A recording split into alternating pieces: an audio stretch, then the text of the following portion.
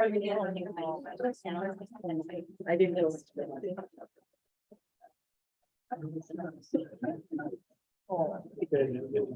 Oh, okay, great.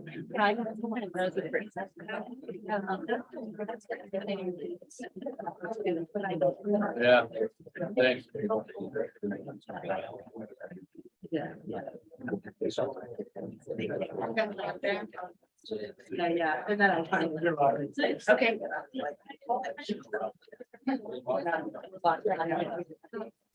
Urgency. I didn't know.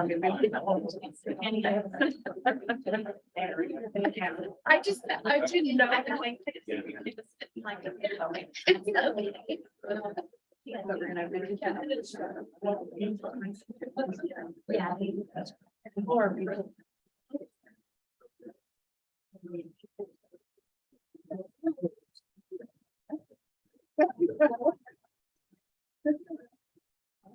Yeah.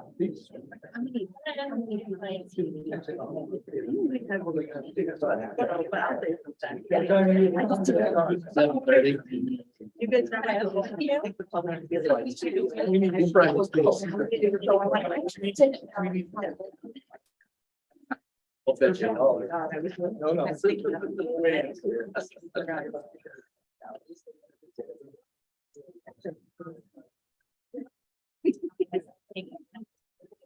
Maybe they're all. Oh, wait.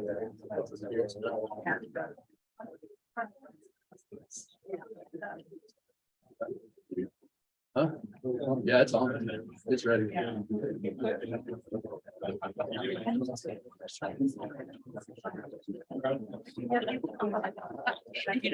That's amended certified budget. That's your all. She found out. There used to always be. There was many guys like 3 years in a row. It really had. He did. All right, it's 5:30, so we're gonna get started. Good evening and welcome to the Atlantic Community School District Board Meeting of May 10th, 2023. We're gonna be starting out with having a public hearing regarding the 2022-23 amended certified budget. Is there anyone here who would like to speak regarding that? I would move that we open a public hearing for the Thank you. 22-23 amended certified budget. I'll second. Pellet? Yes. McLaren? Yes. Blaine? Yes. Williams? Yes. Hunt? Okay, now, anybody who would like to speak regarding the certified budget? Okay, great, I thank move you. we close the hearing for the 22-23 amended certified budget. Second. McLaren? Yes. McLean? Yes. Williams? Yes. Hunt? Yes. Pellet? Yes. Great, thank you. All right, we'll now start our regular meeting and we'll take the roll call. Hunt? Yes. Williams? Yes. McLaren? Yes. Pellet? Yes. McLean? Yes. Can I have a motion to approve the meeting agenda? Were there any changes? We just added one recommendation, Three Loving and Fair Cater. I move to approve the agenda as amended. Second. Blaine? Yes. Williams? Yes. Hunt? Yes. Pellet? Yes. McLaren? Okay, the next section of our meeting is for public comment. So I have, I'm going to read what our policy is. Well, part of our policy regarding public comment. The board recognizes the importance of citizen participation in school district matters. In order to assure citizens are heard and board meetings are conducted efficiently and in an organized manner, the board will set aside a specific time for public comment. That's what this is, and we have it at our regular board meeting every month. Citizens wishing to address the board during public comment must notify the board secretary prior to the board meeting. The board will only receive the petitions and not act upon them or the contents. So I just want to make sure everybody's clear that we're happy to hear from you, but our role is to listen during public comment. So there's no engagement, and I always feel really bad. I tend to be a really active listener, and I'm always like nodding and being like, yeah. But we actually can't do that. That's our policy, is that we just listen, and at the end I'll say thank you. And the board has the discretion to limit the amount of time for public participation. Speakers will be limited to 3 minutes. So, and we just do that so that we are making sure that we're able to conduct the rest of our meeting, because we have a full agenda tonight. So that said, I have received a request to speak from Leanne Pellet. Right here. Yeah, if you want to step up to the podium. Well, now you all know who I am. That was how I was going to start, was introduce myself. I have already spoken to each of the board members previously, personally, and to Principal McKay and to Superintendent Barber earlier in March. But tonight I am speaking on behalf of the citizen taxpayers that are attending tonight, as well as many more citizens who are upset by the school-approved event held on March 1st on school property. This protest, promoted by a small group of students and encouraged and promoted for sure by one and maybe more of our taxpayer-funded educators, is of great concern to us. Please understand, we do not object to anyone's right to support or protest for certain students. We do, however, object to these events taking place during educational instruction time, approved by school administration and promoted by educators. We pay teachers to teach, not to be activists. And we pay our administrators to make decisions on allowing events and activities that are best for the majority of our Atlantic students. A question: were opposing views on this protest ever presented to all of our students? Our world has become smaller and more competitive. Our Atlantic students are already competing with other students around the world for jobs. We as taxpayers want our funding to support our kids' abilities to compete in this world, to be able to support themselves and their families as they live into the future. In this vein, we would like to see a policy established by this board to allow such events as this protest be held only before or after regular school instructional hours, and preferably not on school property. A final thought: if you're allowing this special group of students to use their First Amendment right by putting up posters and flags supporting their opinion throughout our schools, we would expect that students who have differing opinions will be allowed to put up posters and flags expressing their opinions as well. And then what if our schools become places for education or protest centers?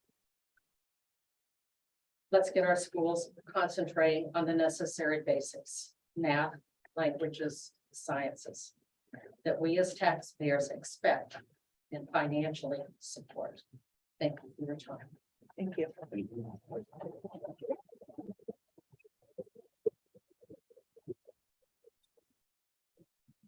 Is there anyone else who has a comment on this subject? Okay. The second request that I received is from Bailey Smith, Jen McIntyre, Brett Altman, Ruth Steers, and Dan Haynes.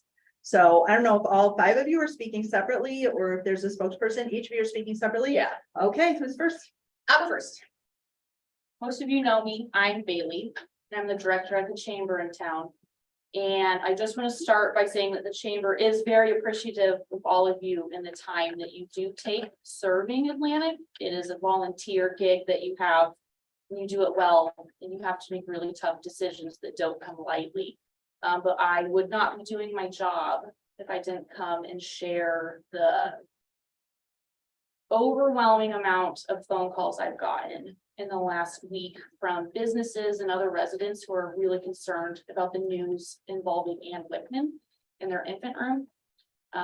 Cass County is currently a childcare desert, which means we have a really high need for childcare, and there's not enough spots for them to fulfill the need that we have. The Y does a phenomenal job going above and beyond to fill that need. They help operate the Ann Wickman Center. They last year renovated one of the racquetball rooms to accommodate more kids, but they're out of space. And Ann Wickman's out of space. And not only is Ann Wickman out of space, but the home providers in Atlantic are out of space and they have wait lists, and Ann Wickman has wait lists, and we have home providers retiring next summer, which is only going to heighten the need. And I know that everybody has their own opinions on what is the most important piece of economic development. But my opinion and the chamber's opinion is that most important piece is childcare. Because if there's not childcare, you're not gonna recruit or retain business, you're not gonna recruit and retain employees. They're not gonna move here, they're not gonna bring their children here, they're not gonna have their kids in the school district. Families who are currently here and are gonna have to accommodate their child who is gonna be pulled from this infant room might have to leave because they're gonna have to find a job where there's childcare. They're not gonna buy houses. They're gonna leave, and that'll affect us economically. So I know that you have been having conversations with the Y, but the chamber just really pushes you to hit pause and keep having some conversations. I know that you do have a need for preschool. And I know that all of us in this room want to help you accomplish that. And I think if we just start working together and have these conversations on what we can do to help you succeed and women succeed, Atlantic will be better off. So. Those are my thoughts. Thank you. All right. Sure. I'm Jennifer McIntyre. I am the director of Cass Atlantic Development here in town. Some of this will be repetitive because obviously we both work heavily in economic development. But I also wanted to say thank you for everything that you do. And I understand the position that you're in here. I know your space is limited. I know the Ann Wickman space is limited, and it's difficult. I am here tonight from an economic development standpoint, hoping there might just be a better alternative to the decision. As Bailey said, Cass County is a childcare desert, and the idea of losing any spots at this point for childcare is very alarming. Like Bailey said, also the YMCA is doing everything they can to expand even in their own facility when there really wasn't room to do so. Many of our larger employers and manufacturers already have difficulty finding employees, and if you take their childcare, they are not going to be able to work. They are going to be home. We are losing population in Cass County, and this will continue to spiral if families cannot find childcare. They'll either move out of the community or not be able to relocate here. If we want to grow our community and our school district, it is important we have childcare available prior to these children attending school. Atlantic's the county seat, and many individuals work here wanting to keep their children in the town they work. Anita is currently in limbo about what they're going to do with their childcare center. Considering their elementary building in Anita will be closing. These children will be needing a place to go. Obviously, they can disperse among many towns, but the likelihood of them coming to Atlantic is fairly strong. And this could mean that the open enrollment in Atlantic could benefit from these students coming to town. I'm aware that the one room will not solve our childcare crisis. But I do know there are 20 infants whose families will be at a loss if this room is not available. I sincerely hope there can be a solution here that benefits both parties and our community as a whole. Promoting economic development is CADCO's mission, and we need quality childcare to recruit and retain people and businesses.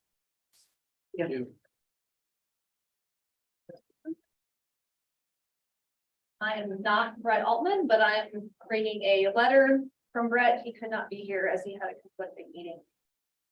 As Cass County's largest employer with 420 employees, many of whom have growing families or plans to start a family, Cass Health has heard from several worried staff members when they learned about the current infant room being in jeopardy. Many of our employees already struggle to find childcare, and those currently taking their children to Ann Wickman are very concerned about not having an infant room at the Ann Wickman, as it may remove them from the workforce and conceivably from the community. While I trust that the school administration and board did not take this decision lightly, I fear that this decision may negatively impact many employers, families, in our community. We are all collectively the community, and we must work together with community mindedness, using our combined resources for holistic solutions. We are thankful that the YMCA chooses to operate the Ann Wickman Child Development Center and lead the charge for childcare needs in our community. Their leadership and willingness to serve our community are paramount for all of us, including the school system. We ask the school board and administration to reconsider this impactful unilateral decision and instead collaborate with other community stakeholders to develop long-term solutions to our childcare, preschool, and educational needs. Cass Health is committed to being a proactive community partner and learning the issues and assisting in identifying possible win-win-win solutions. Short and long range strategic planning with key stakeholders' involvement is critical to our community's overall health and wellness. Thank you.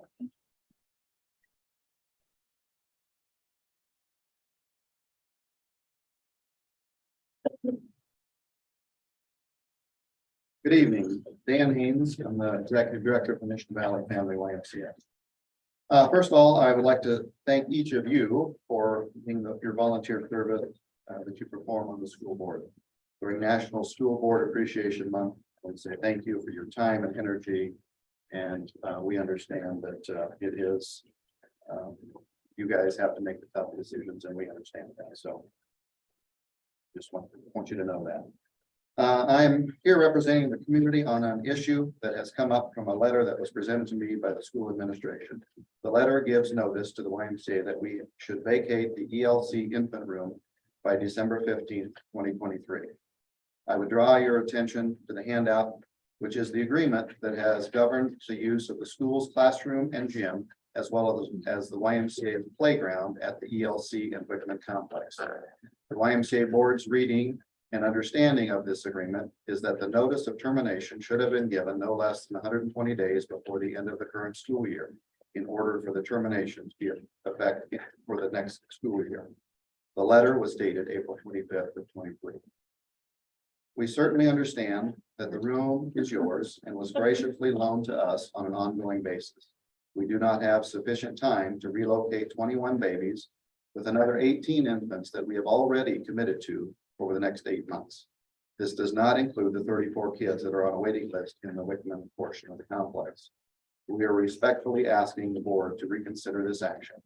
We understand that this is not your problem, but we would be very interested in being on your agenda for the upcoming work session on May 24th to identify solutions that would be a more of a win-win-win opportunity for the school district, the families, and the Whitman operation. We believe that with widespread community collaboration, we can meet the needs of all families we both have committed to. After meeting with the state fire marshal and DHS consultants this week, we also believe that without widespread collaboration, the YMCA board will have to seriously evaluate if we can physically and financially be able to continue to provide infant care in the community. Thanks for your consideration. Thank you.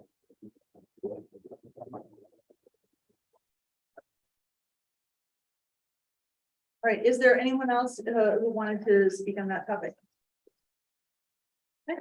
All right, do we have anyone here who's interested in speaking on another topic? Okay. At this time, we're going to conclude public comment. I really do appreciate all of you being here.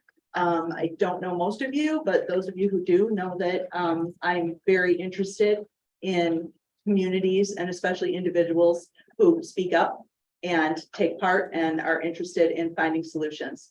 So you guys are all welcome to stay for the rest of our meeting and see what it's like as we dig into all kinds of detail-y stuff, or you're welcome to go at this time.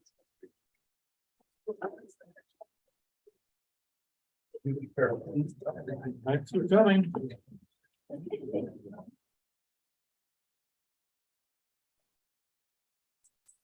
All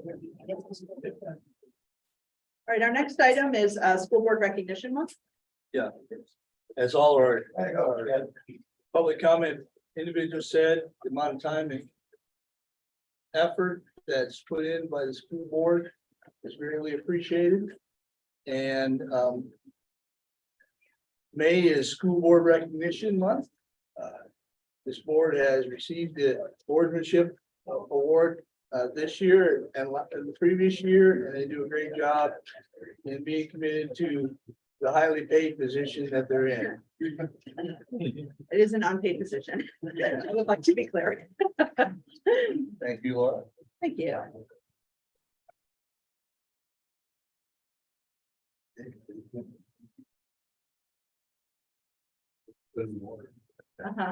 watch that. All right, our next item is going to be the special presentation from our K-12 art program. So if you guys want to get yourselves ready, right, that'd be amazing. And then we have tables. Feel free to take a look at the student artwork from different programs. Yeah. Hi, my name is Holly Riley. I am a Schuler art teacher and a middle school art teacher. Here I thought everybody came to see art. So anyway, Chelsea McCunn, our K-3 art teacher, could be here tonight for personal reasons. But she did ask me to share some info about what she does. She sees approximately 450 to 475 K-3 students throughout the week. We're on a 6-day rotation. So over the course of 6 days, she sees quite a few students. And her goal is to just expose kids to art, get them excited about art, and in a relaxed, fun environment, and show them some different kinds of skills they can learn, and just pretty much get them excited for art, which I can tell she does do a good job at, because when they come to me at Schuler for 4 or 5 and then middle school, they're excited to make art. And her goals are a lot like mine, just to give kids exposure to art, get excited about it, give them experiences in a wide variety of materials, mediums, from painting and drawing to printmaking to, of course, ceramics, every kid's favorite is clay. And as far as how many students I see, well, Schuler, I'm on the 6-day rotation like she is at Washington, and I see 230 Schuler kids throughout the course of 6 days. And then as for middle school, I see by the end of the school year, I will have seen 255 students. So, like I said, my goals, get them excited about art, and as they get older, get them to develop a passion to maybe potentially take art when they get to high school. Or if nothing else, have art as a hobby and a passion in their own pursuits in life, just to enhance their life. Art makes life better. As far as challenges, well, I'd say scheduling between the buildings for me is my biggest challenge, trying to have enough of me to go around to all the students. So that I would say is the biggest challenge. And another challenge I'm still recovering from in the art department is 2.5 years of adversity from COVID and then the middle school fire, displacing us from having an art room for a considerable amount of time. So that was quite a challenge to still make art a quality experience without an art room.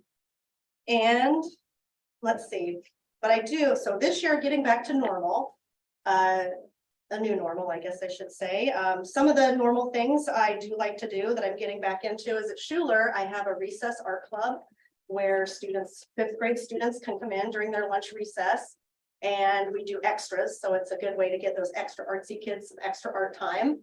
And we've done things like make murals and posters as permanent installations to decorate our school.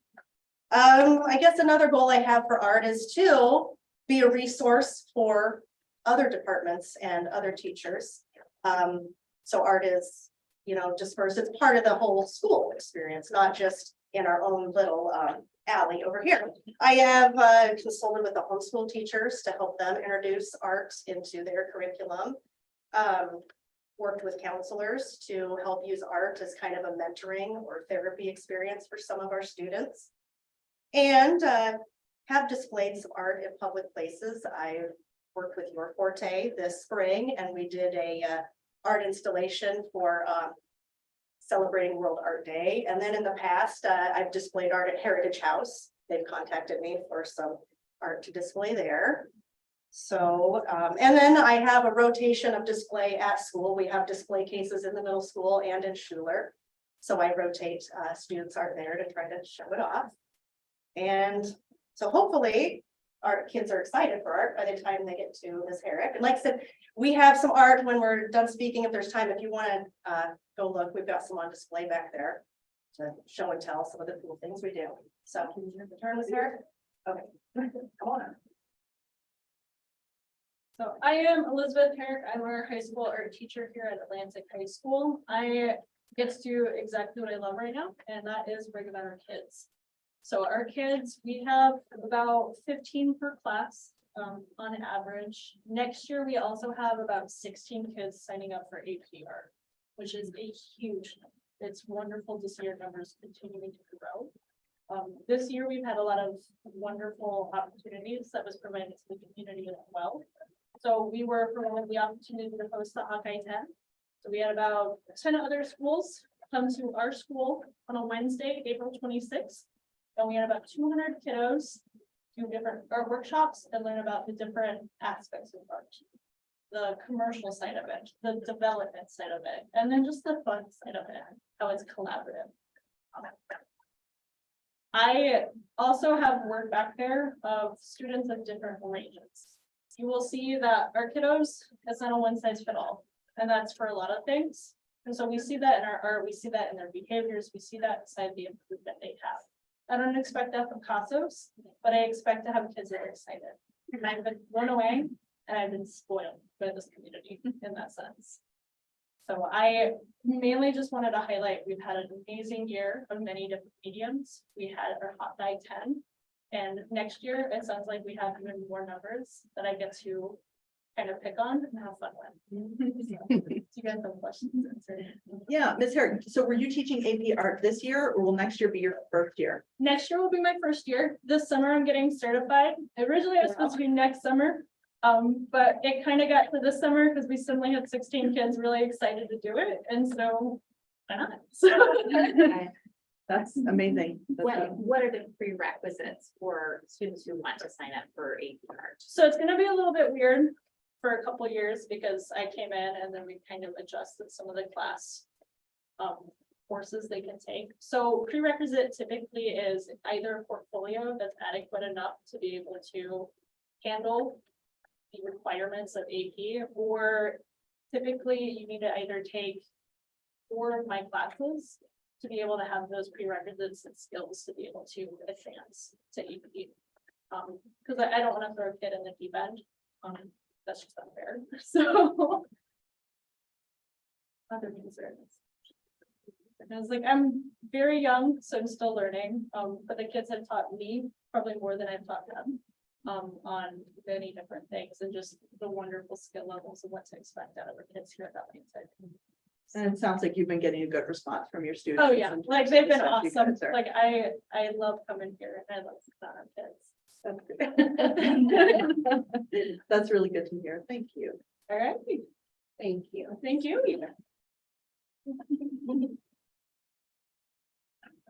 No, I would love to, yeah, if you guys want to hop up and take a look at the art, that's fine. Thank you. I think it's awesome. I Brought it to show. Oh, wow.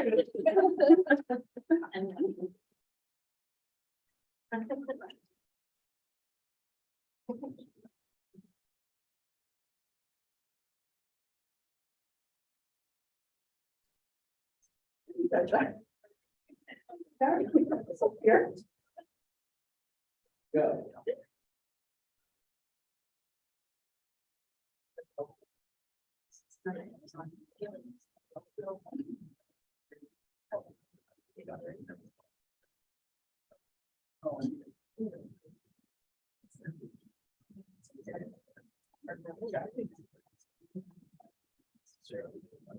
I apologize, I don't have as many people as I'd like. I told them after the extra they could take us. They had ribbon. I'm so excited and I forgot.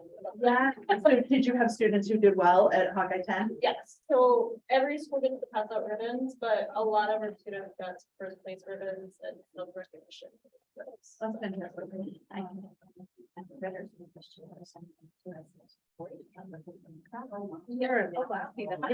We'll be doing principal reports next. I don't know who wants to go first.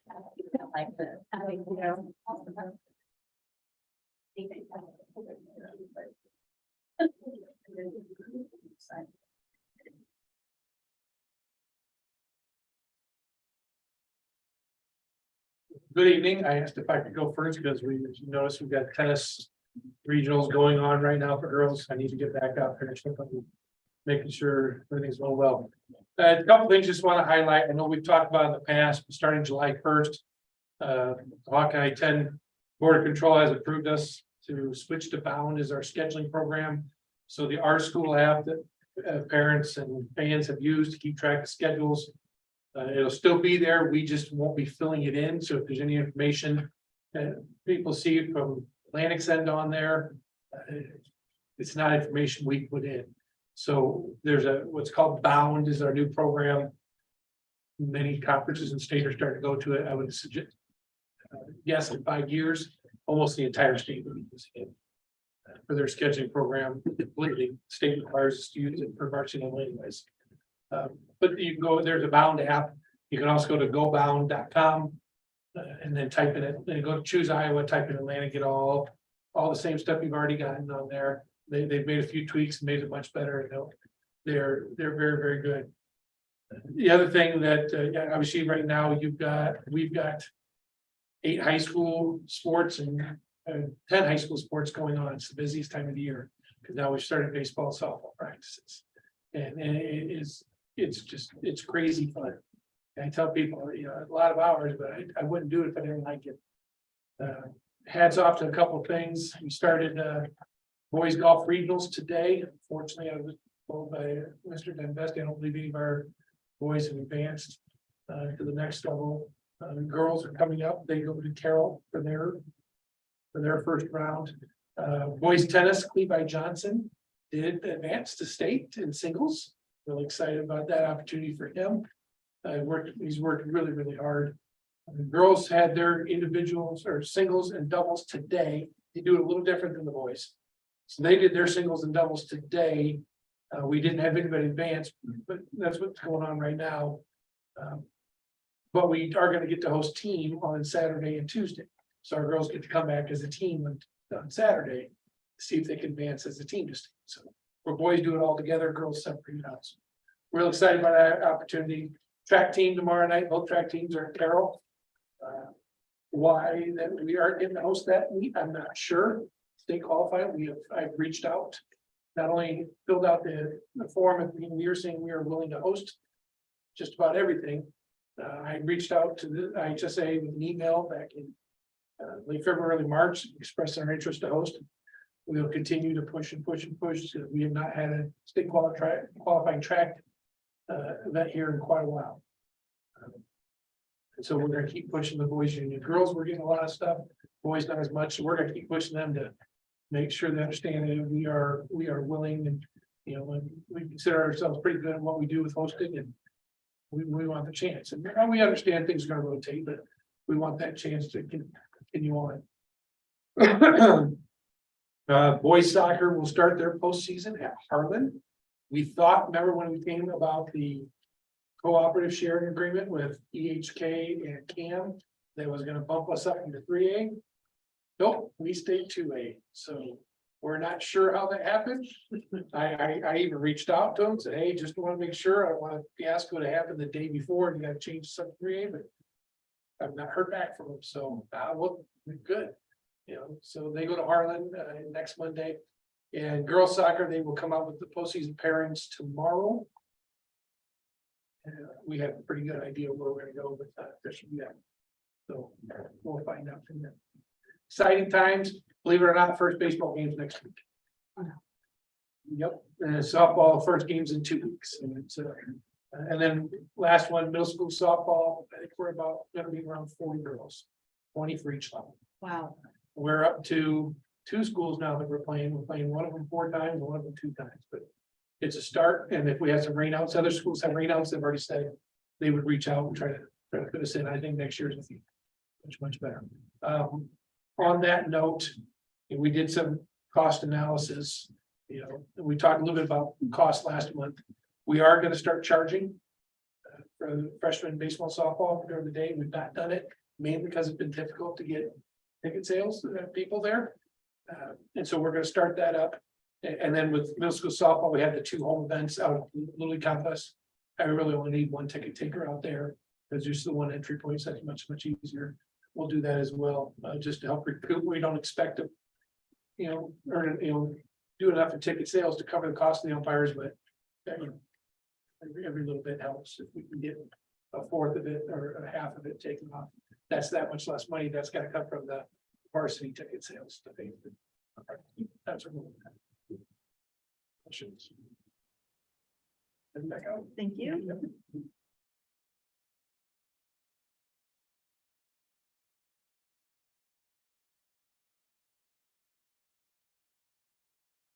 I just have a quick question first. So commencement is Sunday, May 21st. I did not know who would be able to be attending. Yes. Okay. Perfect, thank you. We'll meet in the athletic hallway of 145. Excellent. Very good. And then the other thing I wanted to update the board about is on our district career academic plan that we completed this spring. And so we have made a lot of progress with moving forward with Zello, as you all know, which is our career and counseling curriculum that is through K-12. And I know at the high school, we have utilized that significantly within our counseling curriculum. And so that was great to be able to really reflect that in that plan that is required for the state as part of the Perkins, the RPP, et cetera. Also, all the work that was done on the welding apprenticeship and then the partnership for the health apprenticeship was also reflected in that. A couple things that I do need on the board's radar is we still need to add in CTSOs, which are student organizations. So we're very familiar with FFA. We need student organizations in industrial tech, FCS, business. Did I get all of them? Yes. I think that's all. Okay, sorry, I just like, but yeah, so we will still need to make sure that we, and the first one, we need to make sure we have in 24-25. So we need to be planning for that over the course of next school year. Do we, can I ask you, so we don't currently have a student at FCS or a No. business? Right, we do not have student clubs or organizations there. The teachers all know where we want to move forward with, what organizations we want. We just will need to know how we are going to really structure that. And that will take some negotiations and efforts. Because it will be very similar to like FFA. Okay. That was all I had. Thank you.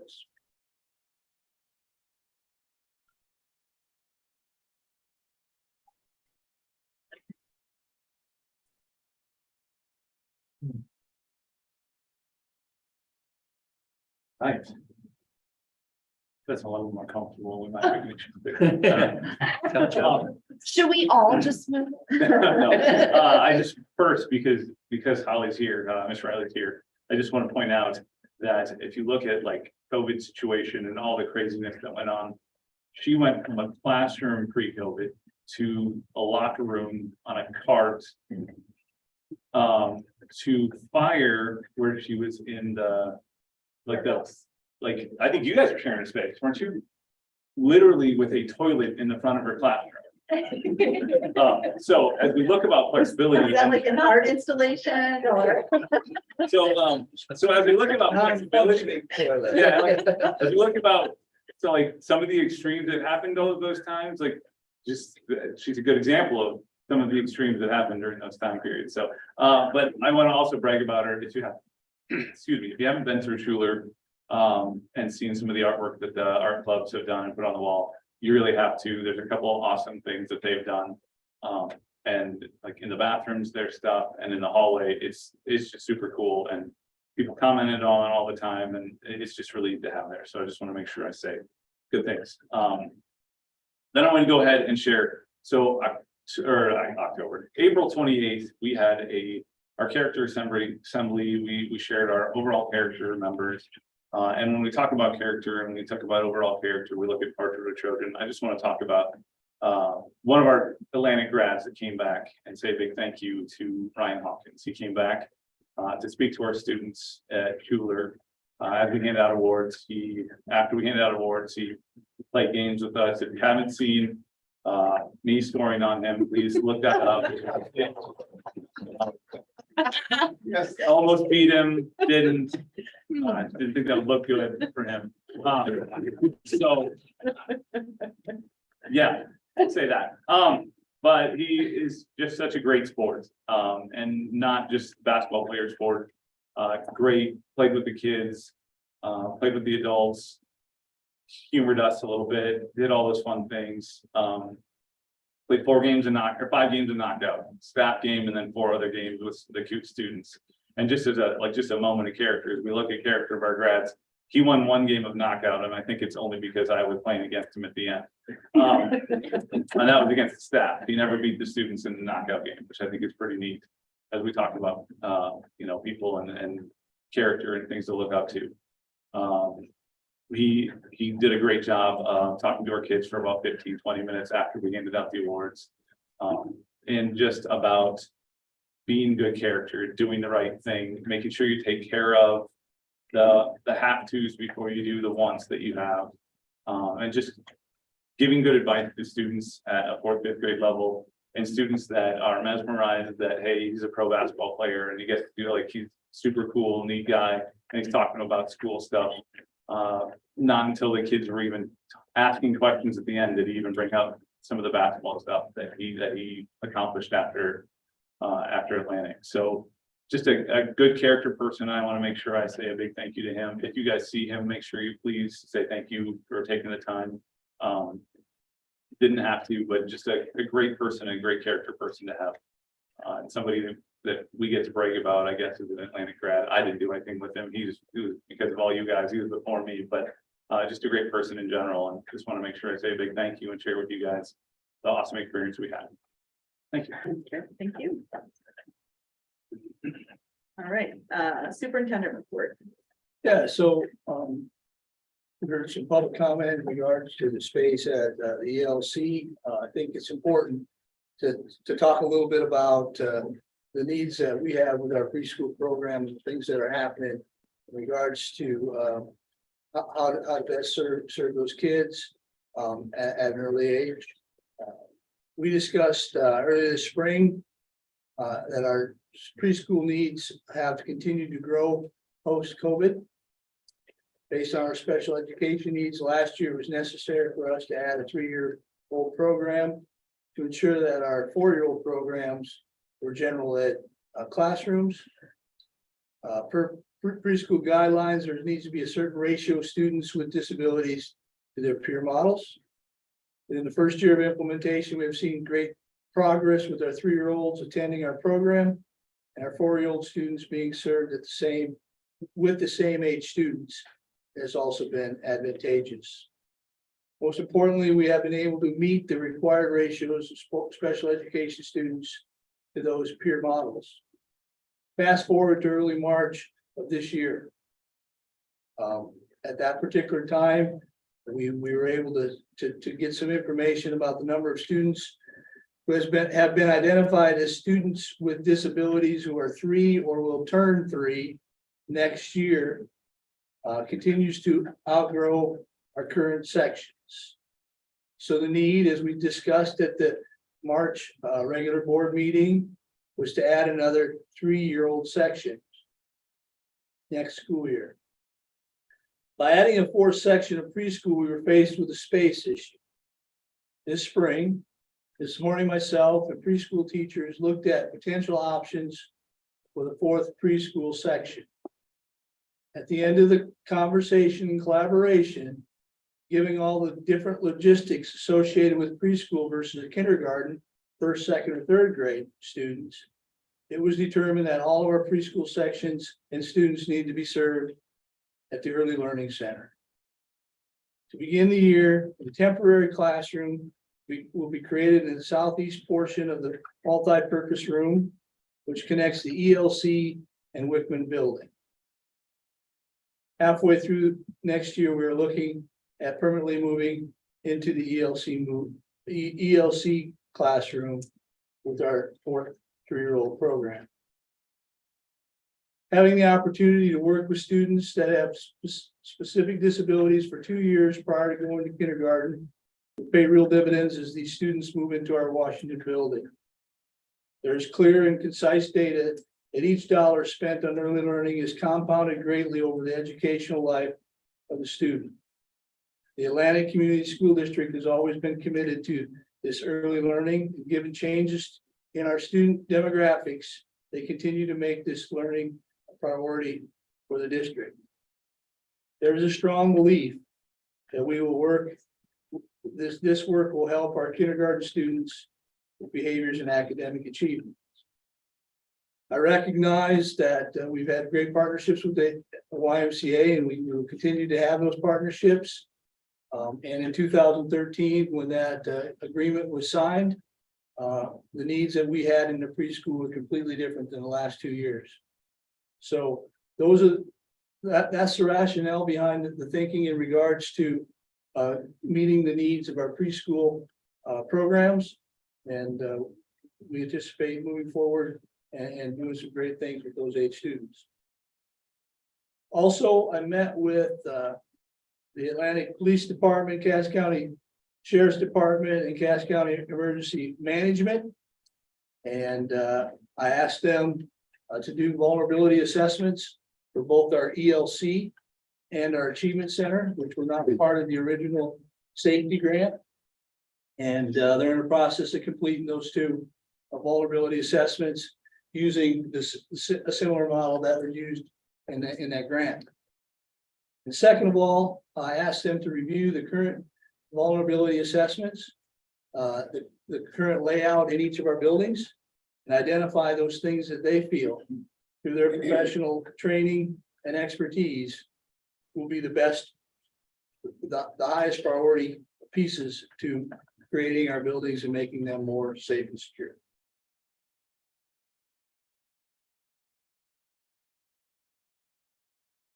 Right, anything else? Any questions? From the security thing, when are they gonna get back to you on their recommendation? They're gonna complete the two vulnerability assessments. And I asked them to put something together. As far as this, Say they have a time that they're gonna get back. well, when I met with them in April, they said, can give us a couple weeks, so they're busy too. And I know I met with Mike Kinnon and he was working on analyzing the Achievement Center, so I don't know where they're at on the ELC. Once they get that one done, I'm sure they'll be able to, we can tweak and come up with some recommendation. Okay, we're gonna be looking now at the financial reports. Board report. Board report. I want to thank the YMCA for coming tonight, and just to give a little background. A year ago, we were able to have a meeting with the school was represented, the Y, the mayor, Brett Altman with the hospital, several other community members. We had a meeting, but we all decided that there's a lot of dominoes in place, and it's going to be very expensive for everybody to get more childcare into our community. I firmly believe that this is not just a school issue, it's a community issue. And the decision we made with the preschool was not an easy one. But I do feel that that there should be community communication, some meetings that we take place. You know, we had our room was packed tonight. And they talked a lot about taxpayer dollars and how we spend them and how we're responsible for them. And I agree. We have CADCO, we have the chamber, we have the Y, we have the school, all of those people in tonight. And we have a great group of people that I think if we can get together and have meetings and talk about what the school is facing, talk about what the Y is facing, what is CADCO, the chamber, the housing, we read it, we hear it on the radio, we see it in the paper. A lot of us were born and raised in Atlantic. And that's one of the reasons I'm on the school board. I think we all have a commitment. We're all volunteers. And so I would like to see everybody to get together, including the taxpayers. I believe it takes a village to raise a child. And I think every single entity in Atlantic needs to be a part of that.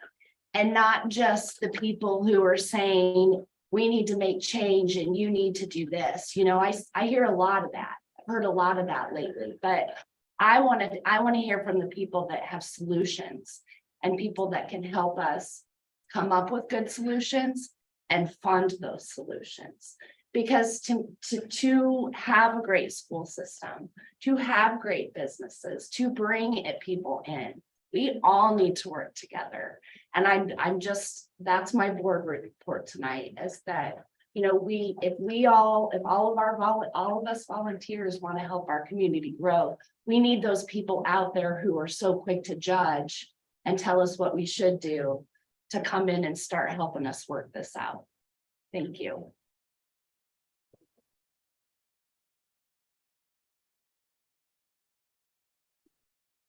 Any other board? Two small things.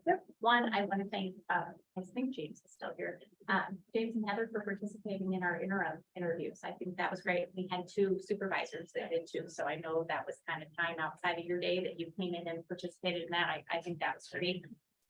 The other thing, I got a call from Mr. Dan Vargason this morning. It just kind of something to put on our radar. It was regarding the Costa Rica trip.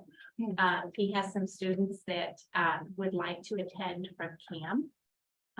In the past, we had some students from Bonneret Farrar that came along on the trip. So there's just maybe some nuances there with them attending. I don't think it's a super pressing issue and I don't know that it necessarily requires board approval, but he'd kind of like us to be aware and have our blessing if he invites those students to come along, and the sooner that they can be part of that fundraising process, the sooner they can plan for that. So FYI to the board so that we know that's coming. Thank you. Okay, now we can do financial reports. So the first link on the agenda is the normal monthly reports that I give you. And if you would look at starting on page 6, the general fund comparison report that I talk about almost every month because it's one of my favorites. So at the beginning of the year, our comparison to expenditures at the same time this previous year were a little alarming to me because we were a little high, like we were 16.15% higher in August than we were in August of last year. And it just kept getting higher and higher and higher. We all know that one thing that happened in September was we made that heroes payment with the ESSER funds. So that explains some of the reason why it was top heavy at the beginning of the year. So if you go to the second page for April, you can see that we've leveled off, which is what I was expecting to happen. So that's good. Because we are only 1.85% higher than the same time last year in our expenditures. So that has evened out, and actually we're only $200,000 over what we were at the same time last year. So that's pretty good considering the raises that we gave and so forth.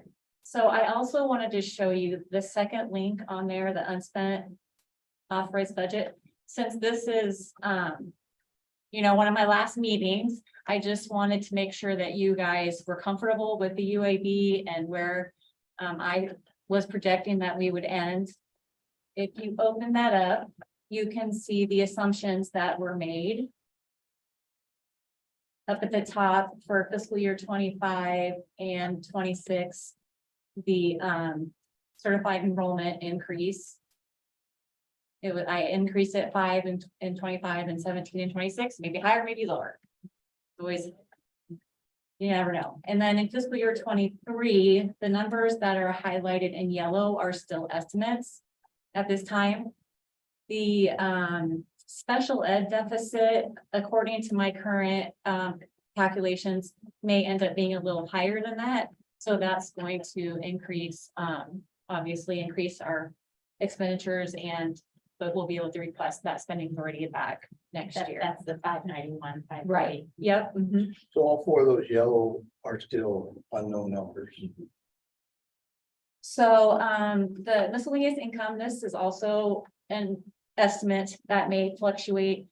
It's really getting harder and harder to estimate that number because of all the ESSER dollars and the federal dollars and all those miscellaneous income types of revenues that we receive. The expenditure estimate for fiscal year 23, I have on there 19,609,779. And so that number includes our negotiated increase, which everyone together was $558,668 was how much we allowed in raises for next year.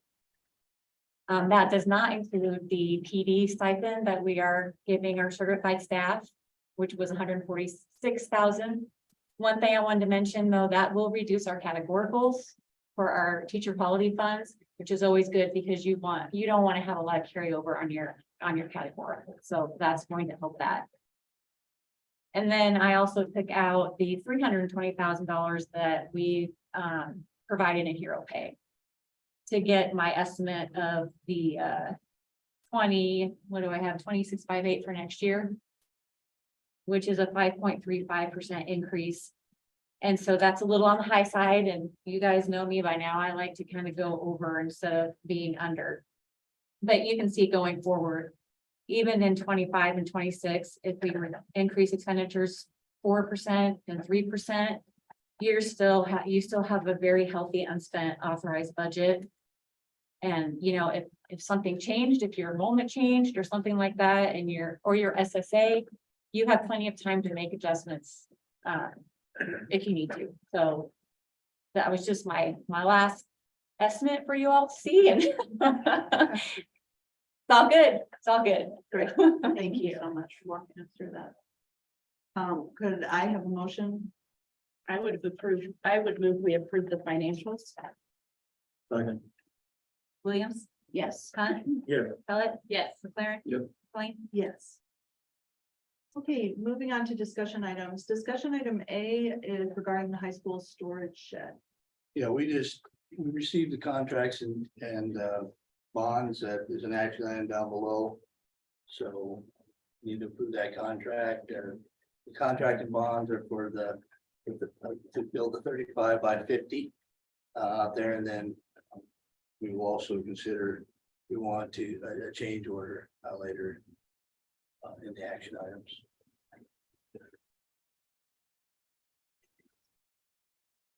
Does the board have any questions at this time on this issue? We all good. All right. In that case, Mr. Dodson, are you going to talk to us about the house project? Okay.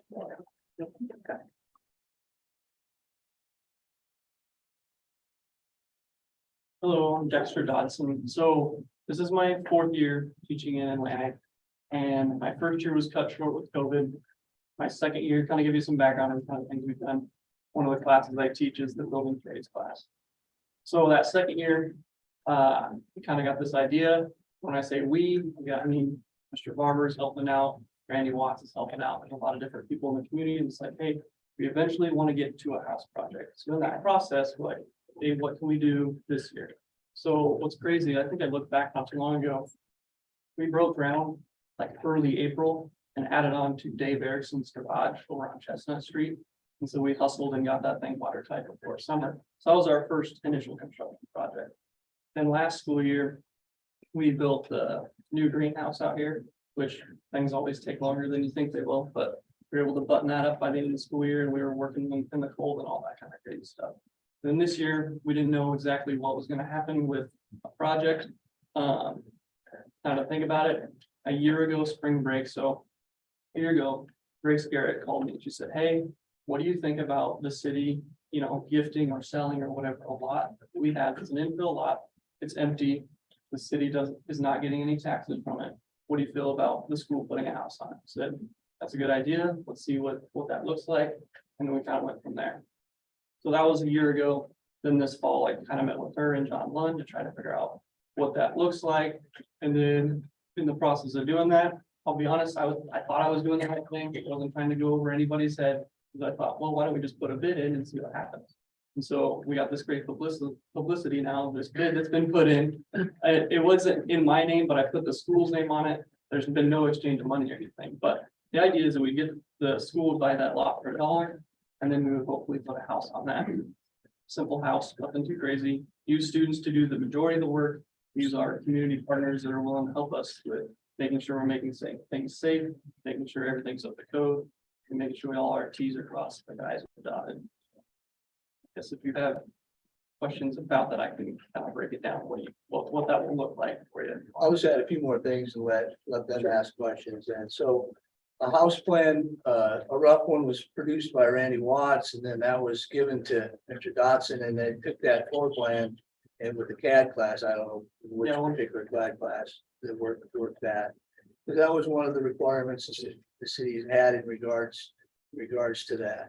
So, then we're in the process right now, we're working with, some community members to see if we can find some seed money to build that first house, with the idea that that money then can be used after the sale to sustain that project for a number of years. Our goal from day one, it was before Mr. Dotson arrived here, when we got our construction trade steering committee together, was to build a home in the community. And I think Randy and Mr. Dotson and I met in February, March, and we just felt like that we're ready to try to embark on it. We don't know how it's all gonna play out. We're gonna learn as it goes by, but the bid that Mr. Dotson put on was for 1104 third place. And so I've spoken with Mr. Lund and said, if we move forward, the board would have to approve that purchase. So that's kind of where we're at in the process. So if you have any question for Mr. Dotson, that's kind of where we're at. Didn't we build another one down there a few years ago? One that. We've never built one while I was here, but I know Randy Watts, he always said, I don't know where it was. The last I remember were the condos kind of over there. Maybe I'm wrong. I thought Rick Kansas, Katie Adams from the school. But I'm not certain. Maybe I'm wrong.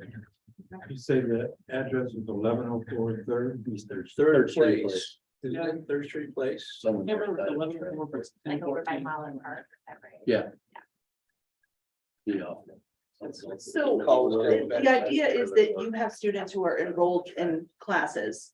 And they're going to be, I assume this isn't a one semester project, this is a 1-year project.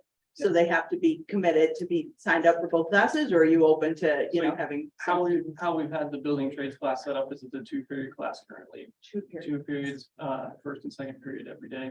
And it is, yes, we have, that's most of the classes that Mr. Widowitz and I teach are all semester classes. That is one that's year long.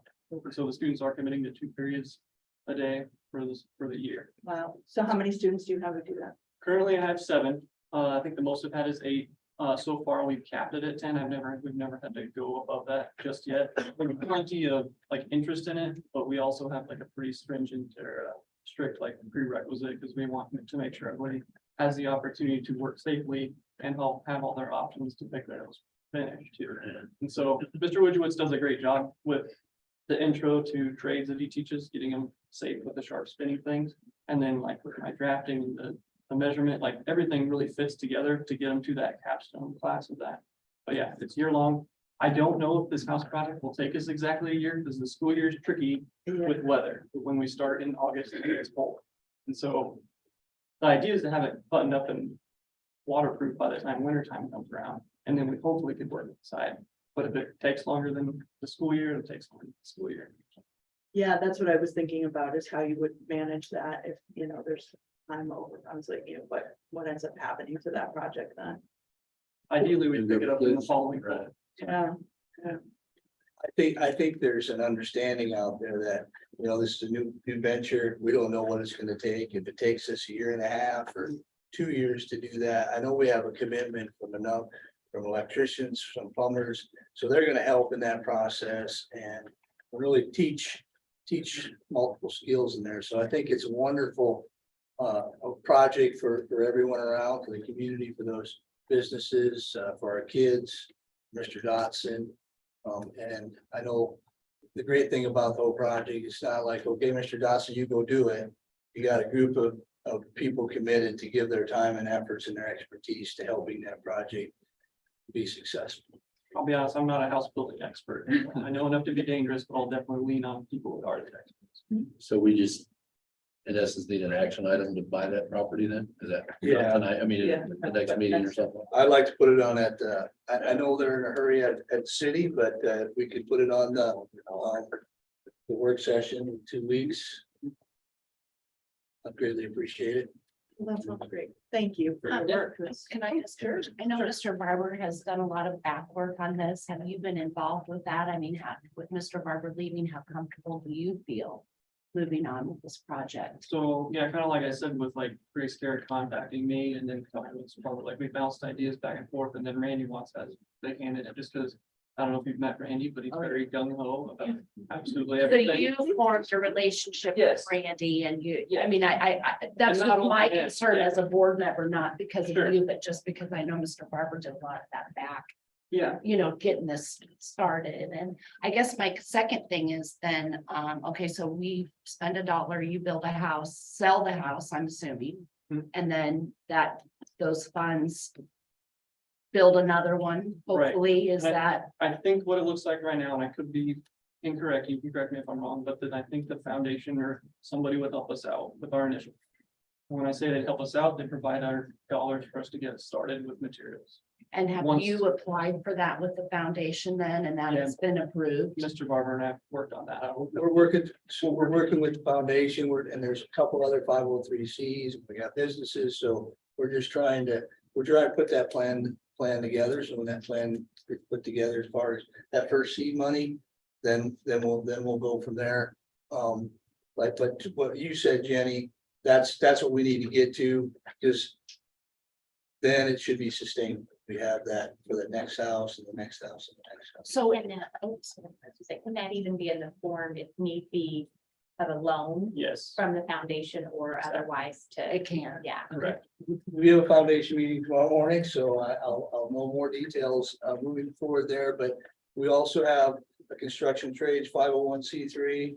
We've also had a local real estate builder contributed some money to some things, so there could be a bank that's interested, so we're trying to create some partnerships within the funding of that first house as well. I think there could be some really great learning from the business side of that as well with that loan and the other parts of that. I don't know if that could be.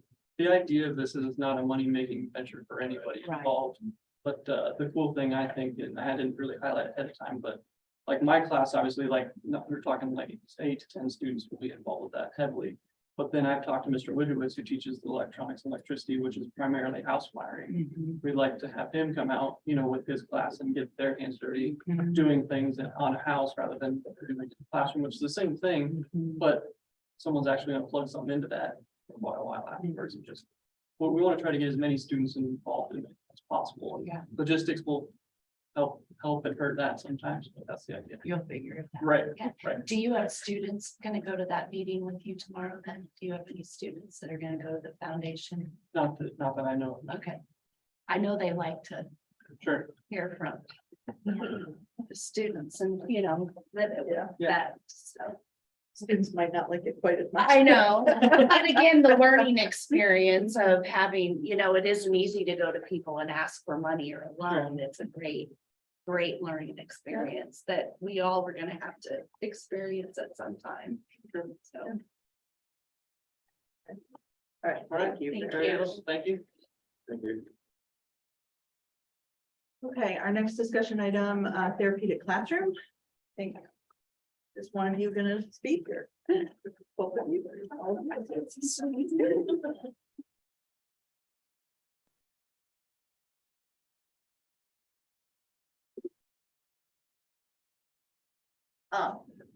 So yes, we were here to talk about a therapeutic classroom.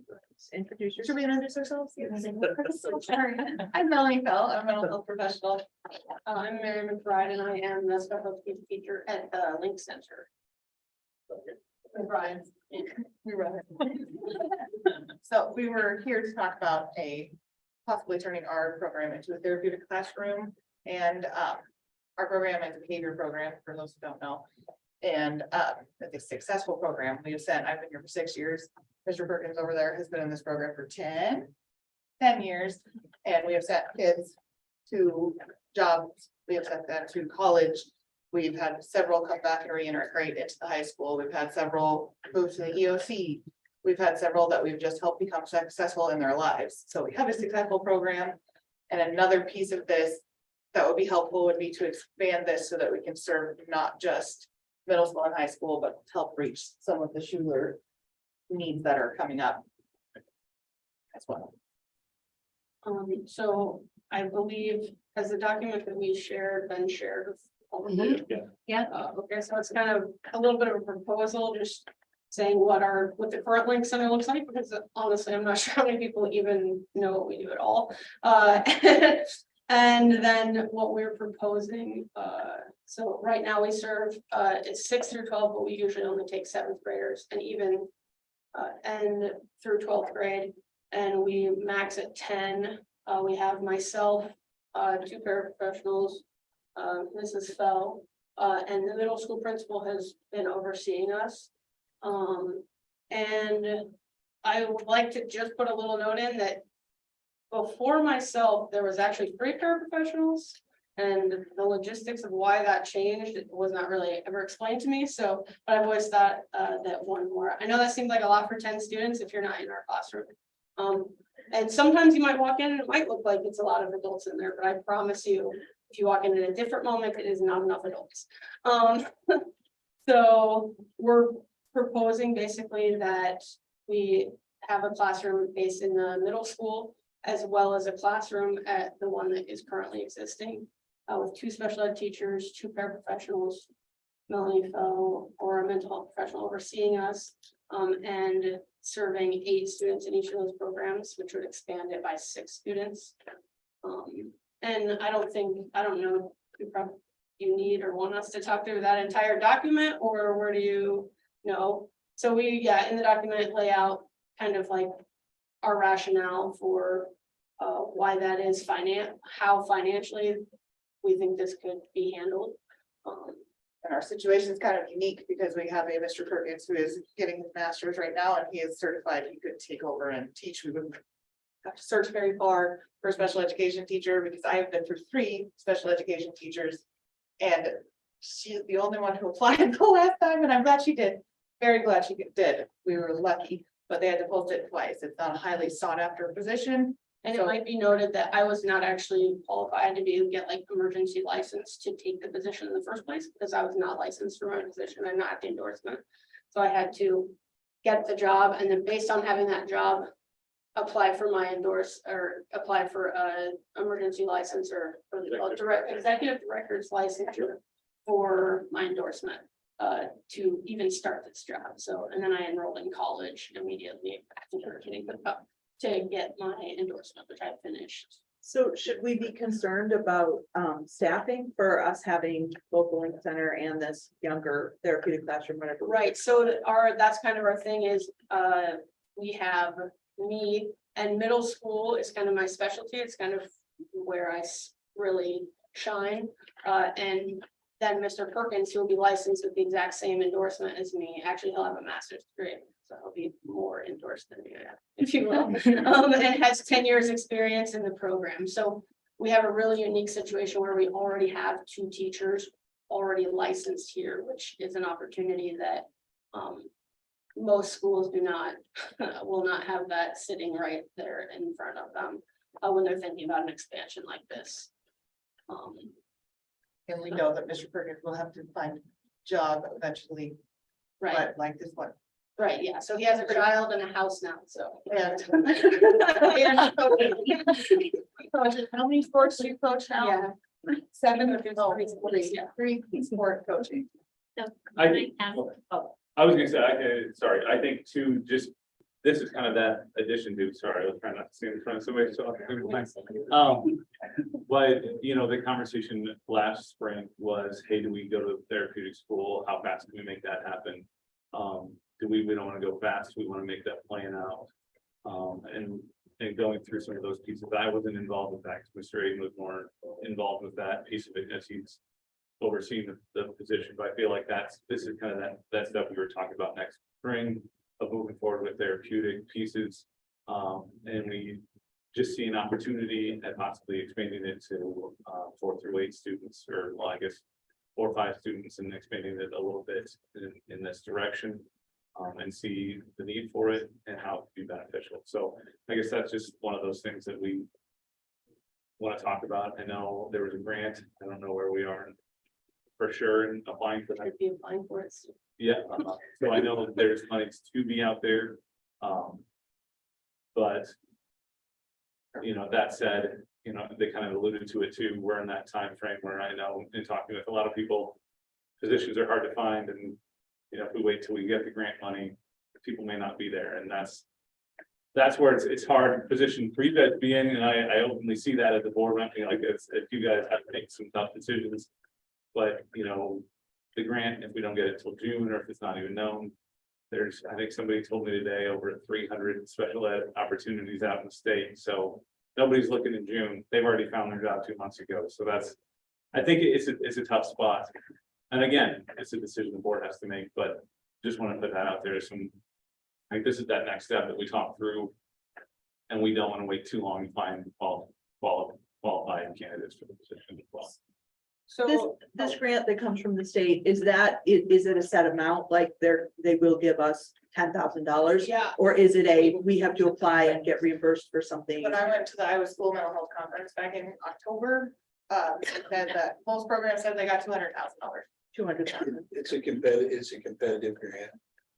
And, you know, I've not heard from them, so I would assume that the legislation appropriated it, but at this particular time, it's not available until they get the word at the Department of Education.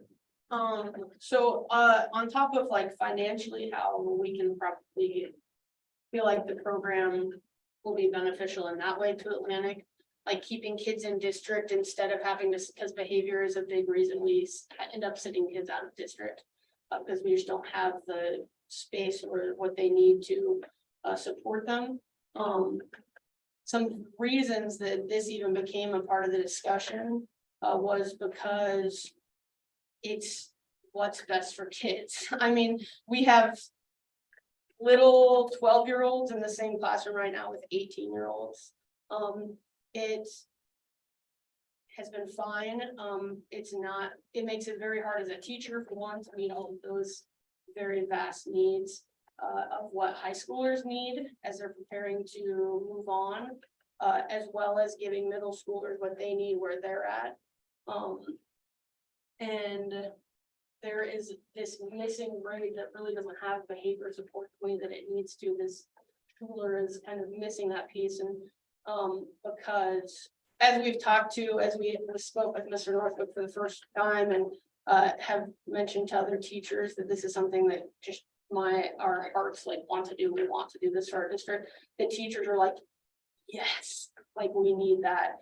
Right? Like, Yeah, and there's overwhelming. Wow, that would be amazing. So, so we want to give these kids I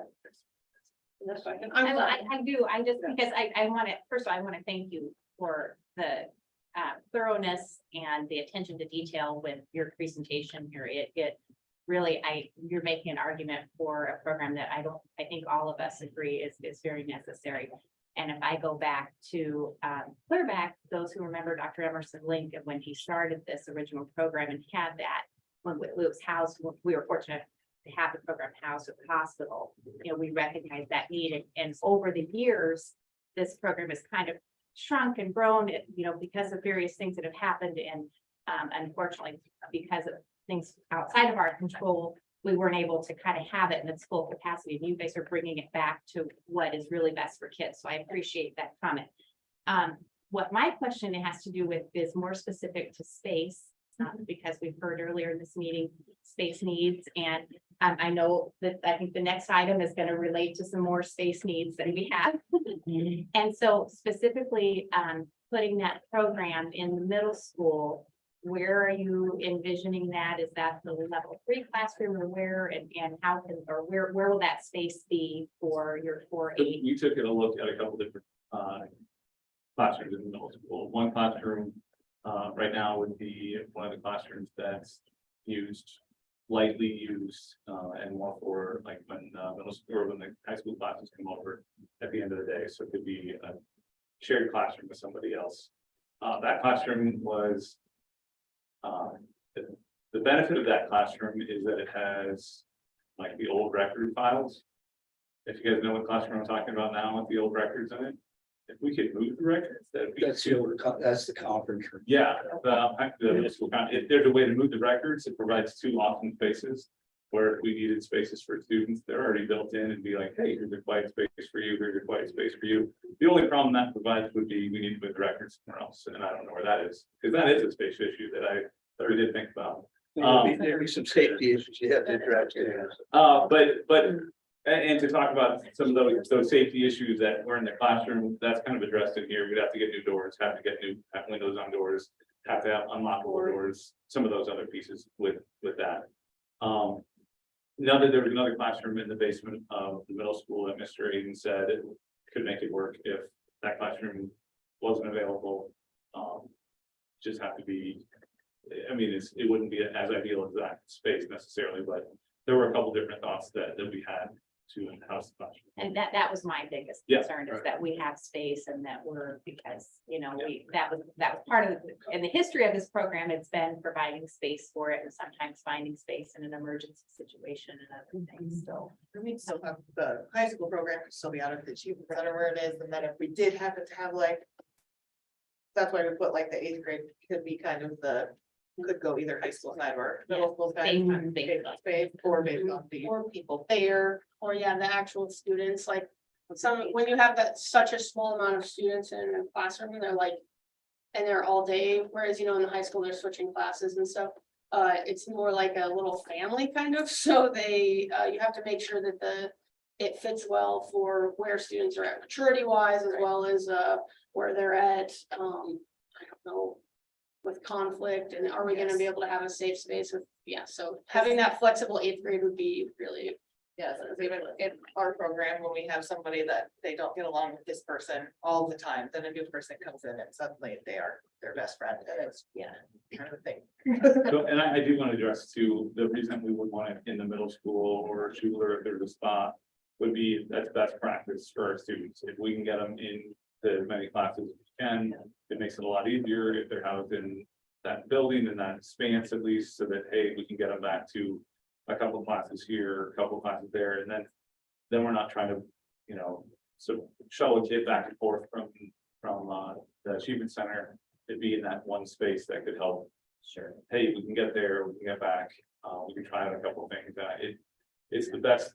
It's best practice. Because for that ideally, reason. we want them to transition back. Yeah, and that's exactly. Sense that feel That's the like, goal. yeah. So that way they'd be in the same building or adjacent buildings and to be able to get there to classes. They could handle specials or. Yeah, That's what that's I was saying, exactly, we could even get them what to it is. special. That's. Or like that young group, we could get them out for a recess, like there's a playground right down there, or at Schuler, even though we'd be in the middle school, we can get there and.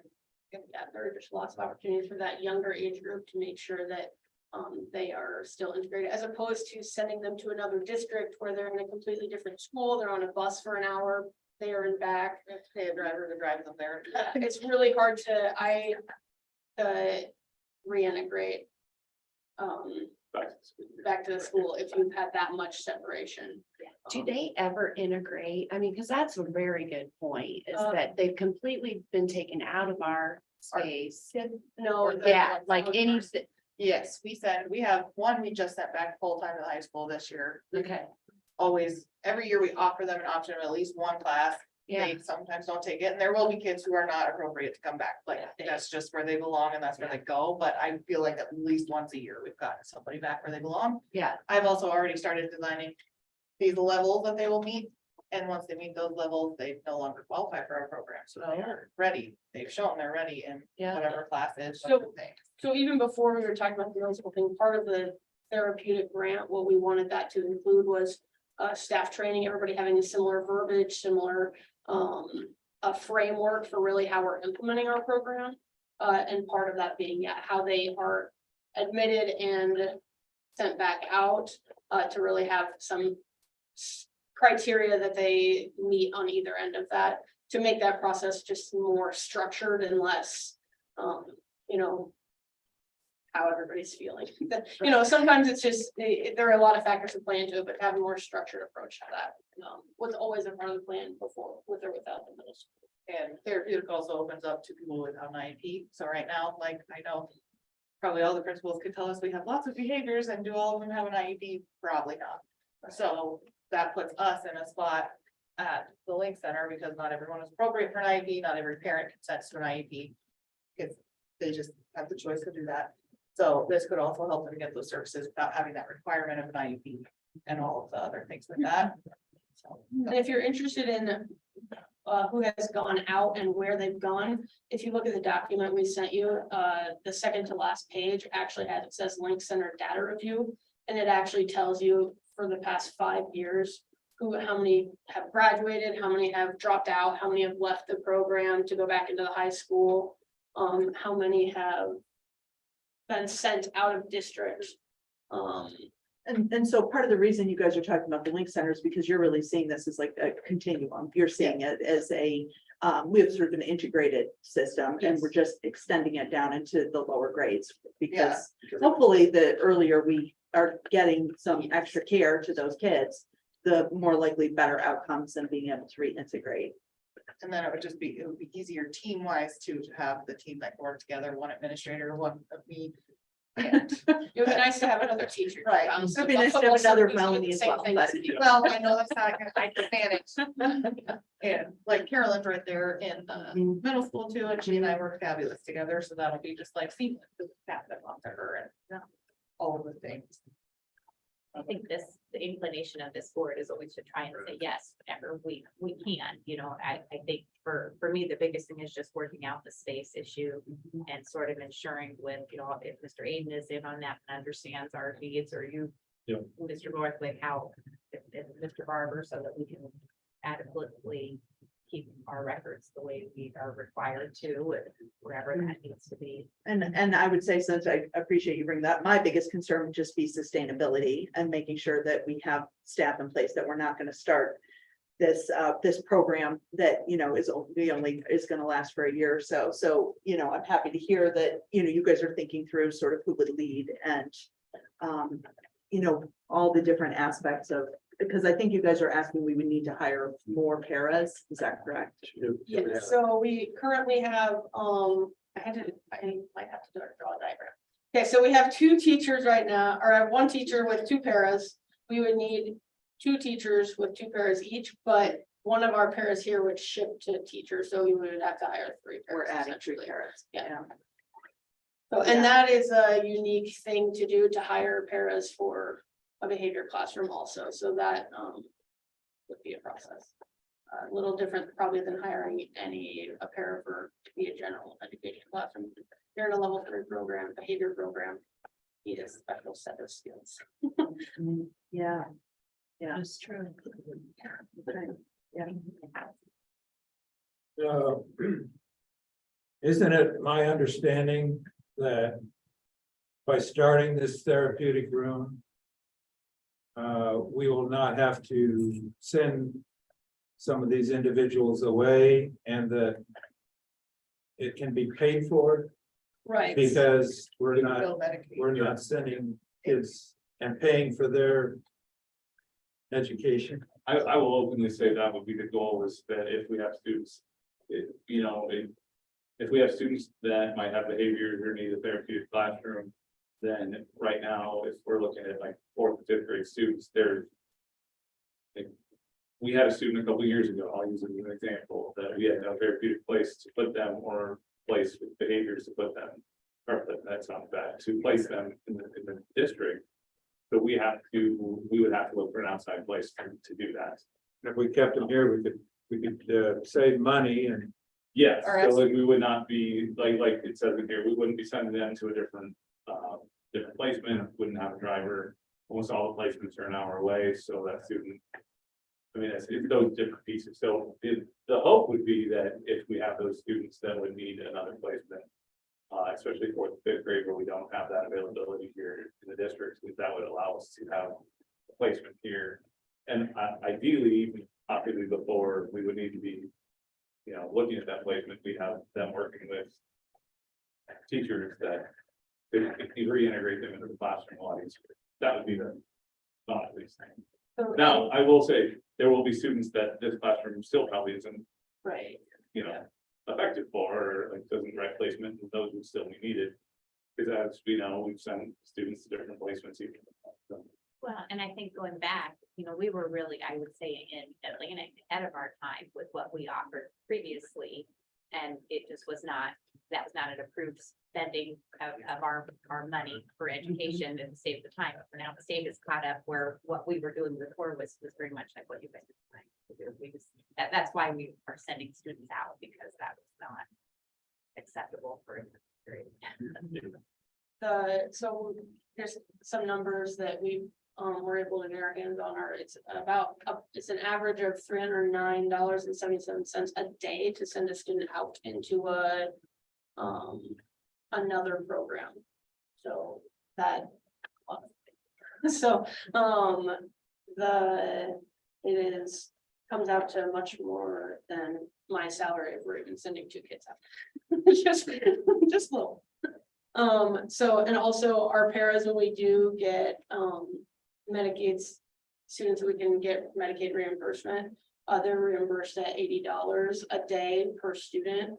And we currently have 5 students that we have been able to bill, we're able to bill for Medicaid as well. And we have had a total of 7 this year. So there are places that, you know, programs like ours are intentional, like they bring in the money to help pay for themselves. It's kind of the idea. You guys know more about the budget than me. I have stated many times I'm not a budget person. But those are numbers that kind of help. And that's not even taking into consideration the driver you have to hire to get them to the other program, fuel, wear and tear on buses, stuff like that. So Thank you. Yeah. You guys have any other questions or are we? Okay, thank you guys very much for the Thank work you you. put into that.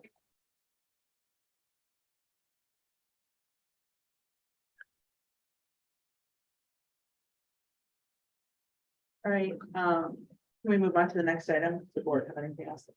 Okay, homeschool assistance program.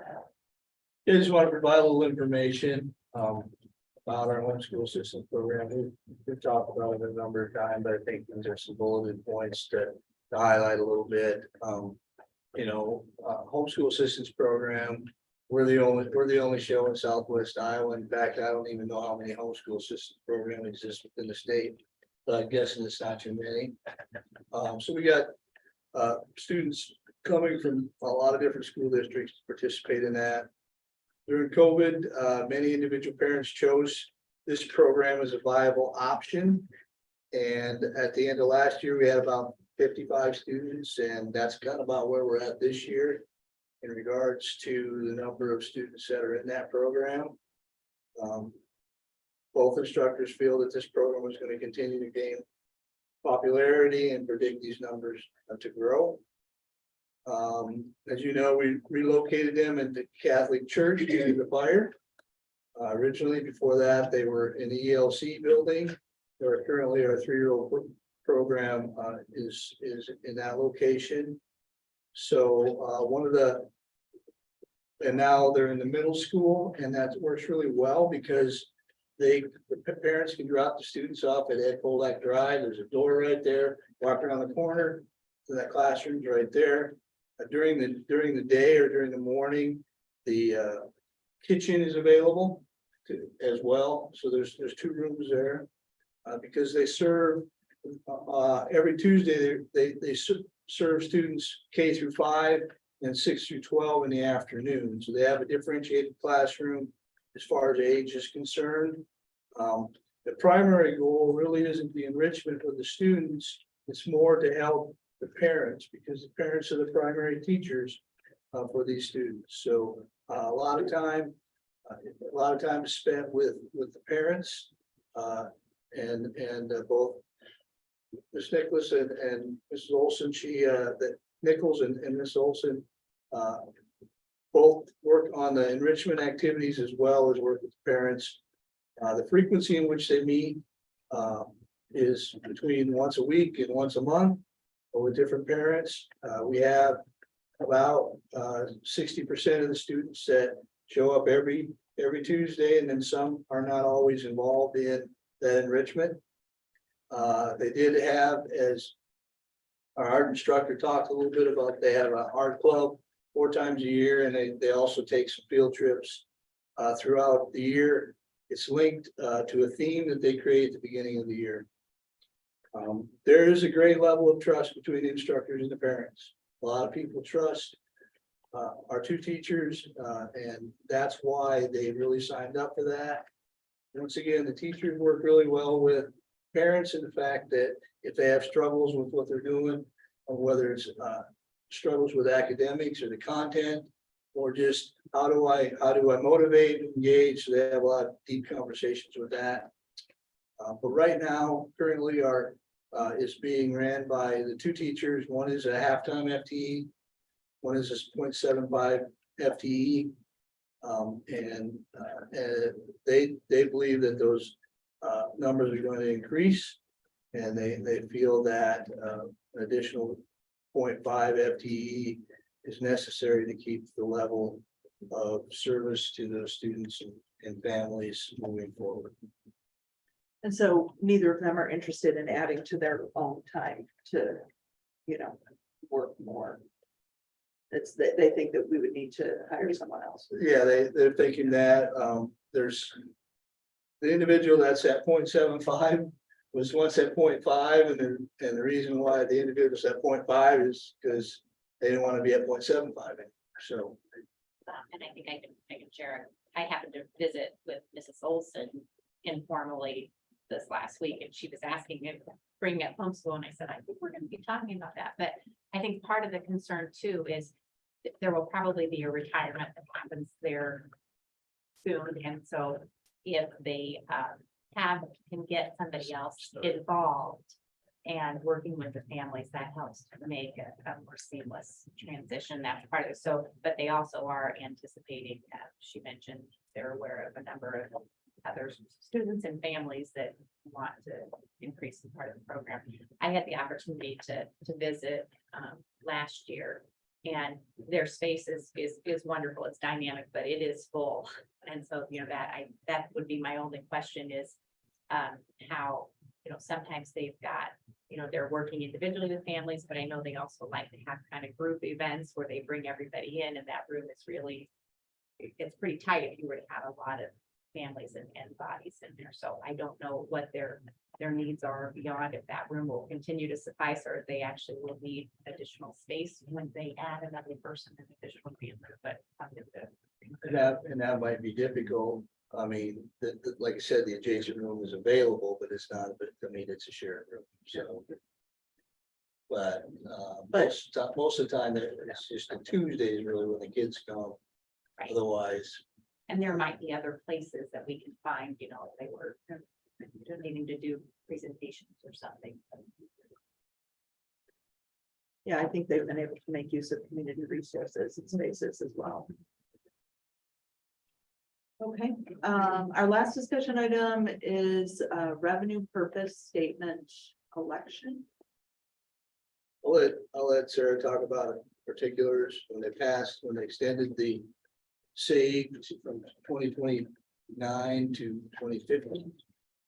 This was a requirement they had, and like Sarah said, there's a number of schools that we have done that. This requirement needs to be done by 2029. But given that Sarah and I are leaving, it might be a good opportunity to take that off and put that on the election. So Sarah, go ahead and talk through that. Yeah, this is just as Mr. Barber said, the our save RPS will expire in 2029. And they did pass legislation back in 2019 that you could extend it to 2050. So we have not, it was my plan to have the election, because we have a school board election coming up on November 7th for the school board members. So just to put this along on the ballot with the voting for the board members, so that we're knocking two out at one time. So Chris Kuhn she's our counsel for these types of things, and so she provided me with a timeline there for you. Laura did see that it says Jackson County. It's not Jackson County, it's Cass County, so it's probably a copy and paste thing. But I just wanted you to be aware of these dates that are coming up. I will do my best to try to remember to share this information with the new SBO, but I just want to make sure that you're aware of it, because it's something that's going to, you need to get taken care of probably, just so that it's done and checked off the list. So Got it. thank you. And so, but this has no, it says here, it will not change the current sales tax rate. Right. It has no impact on the taxpayers, No, basically. the tax rate will stay the same. Just something that has to be done, and we make sure that gets explained. Okay. Right. Great. And so is that something that's gonna require board approval, or are you just, okay? Yeah. Great. So right now, the revenue purpose statement states that the board has authority to use those dollars for general improvements, so. So should we, in doing this, does that also allow our ability? Yes, yes. Never mind. Yeah, thank you. Oh, you answered your own question. I did. Okay, I great. did. All right. Yeah, because that wasn't clear to any of the rest of us. Could you ask your question and I then did- I just answer wanted it? to say, because previously, so the work that was done on our middle school was borrowed against the state funds. So that is how we did that initial renovation of all of that without a general obligation bond, was bonding against sales tax revenue. And so one of the benefits of doing this through 2050 is that ability, if there was a project that we wanted to do and we wanted to borrow against those future earnings, we could do that without raising property taxes. Yep. And that is what, if I stated that all clearly. Yep. And so that is what, very soon we will pay off those revenue bonds. And so we will see a boost in our income from the sales tax revenue because that will be paid off. Okay. 29, right? Yep. Oh, thank you for clarifying that. And it's about $500,000. Yeah, so it's a nice amount that we would have to spend on our students in other ways. Yep. Thank you. Okay, I'm ready to move on to the consent agenda.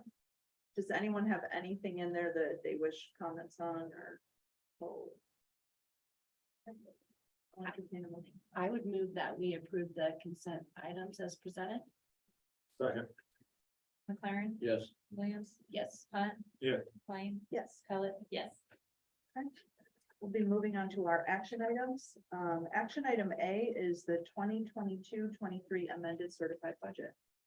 So amending those numbers to not violate the law of overspending your certified budget, better to put these together. These numbers will get us to June 30th without overspending. So I recommend you approve. Move, we approve the 22-23 amended certified budget as. Second. Pellet, yes. McLean, Yes. Williams, Yes. McLaren. Yes. Hunt. Yeah.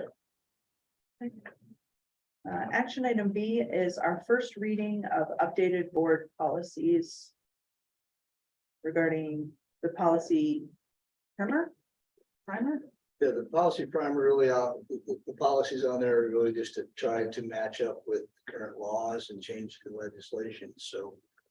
I would recommend that that we approve those and made the second reading. So this is the State School Board Association takes new legislation and translates it for the sake of school boards. And so this is the language they've recommended that we put into our policies. Yeah, and we did talk about these, I think, at the last work session, and the recommendations that you all wanted in there has been added, so they should be good to go. Thank you. I move that we approve the updated policies from IASB policy primer and waive the second reading.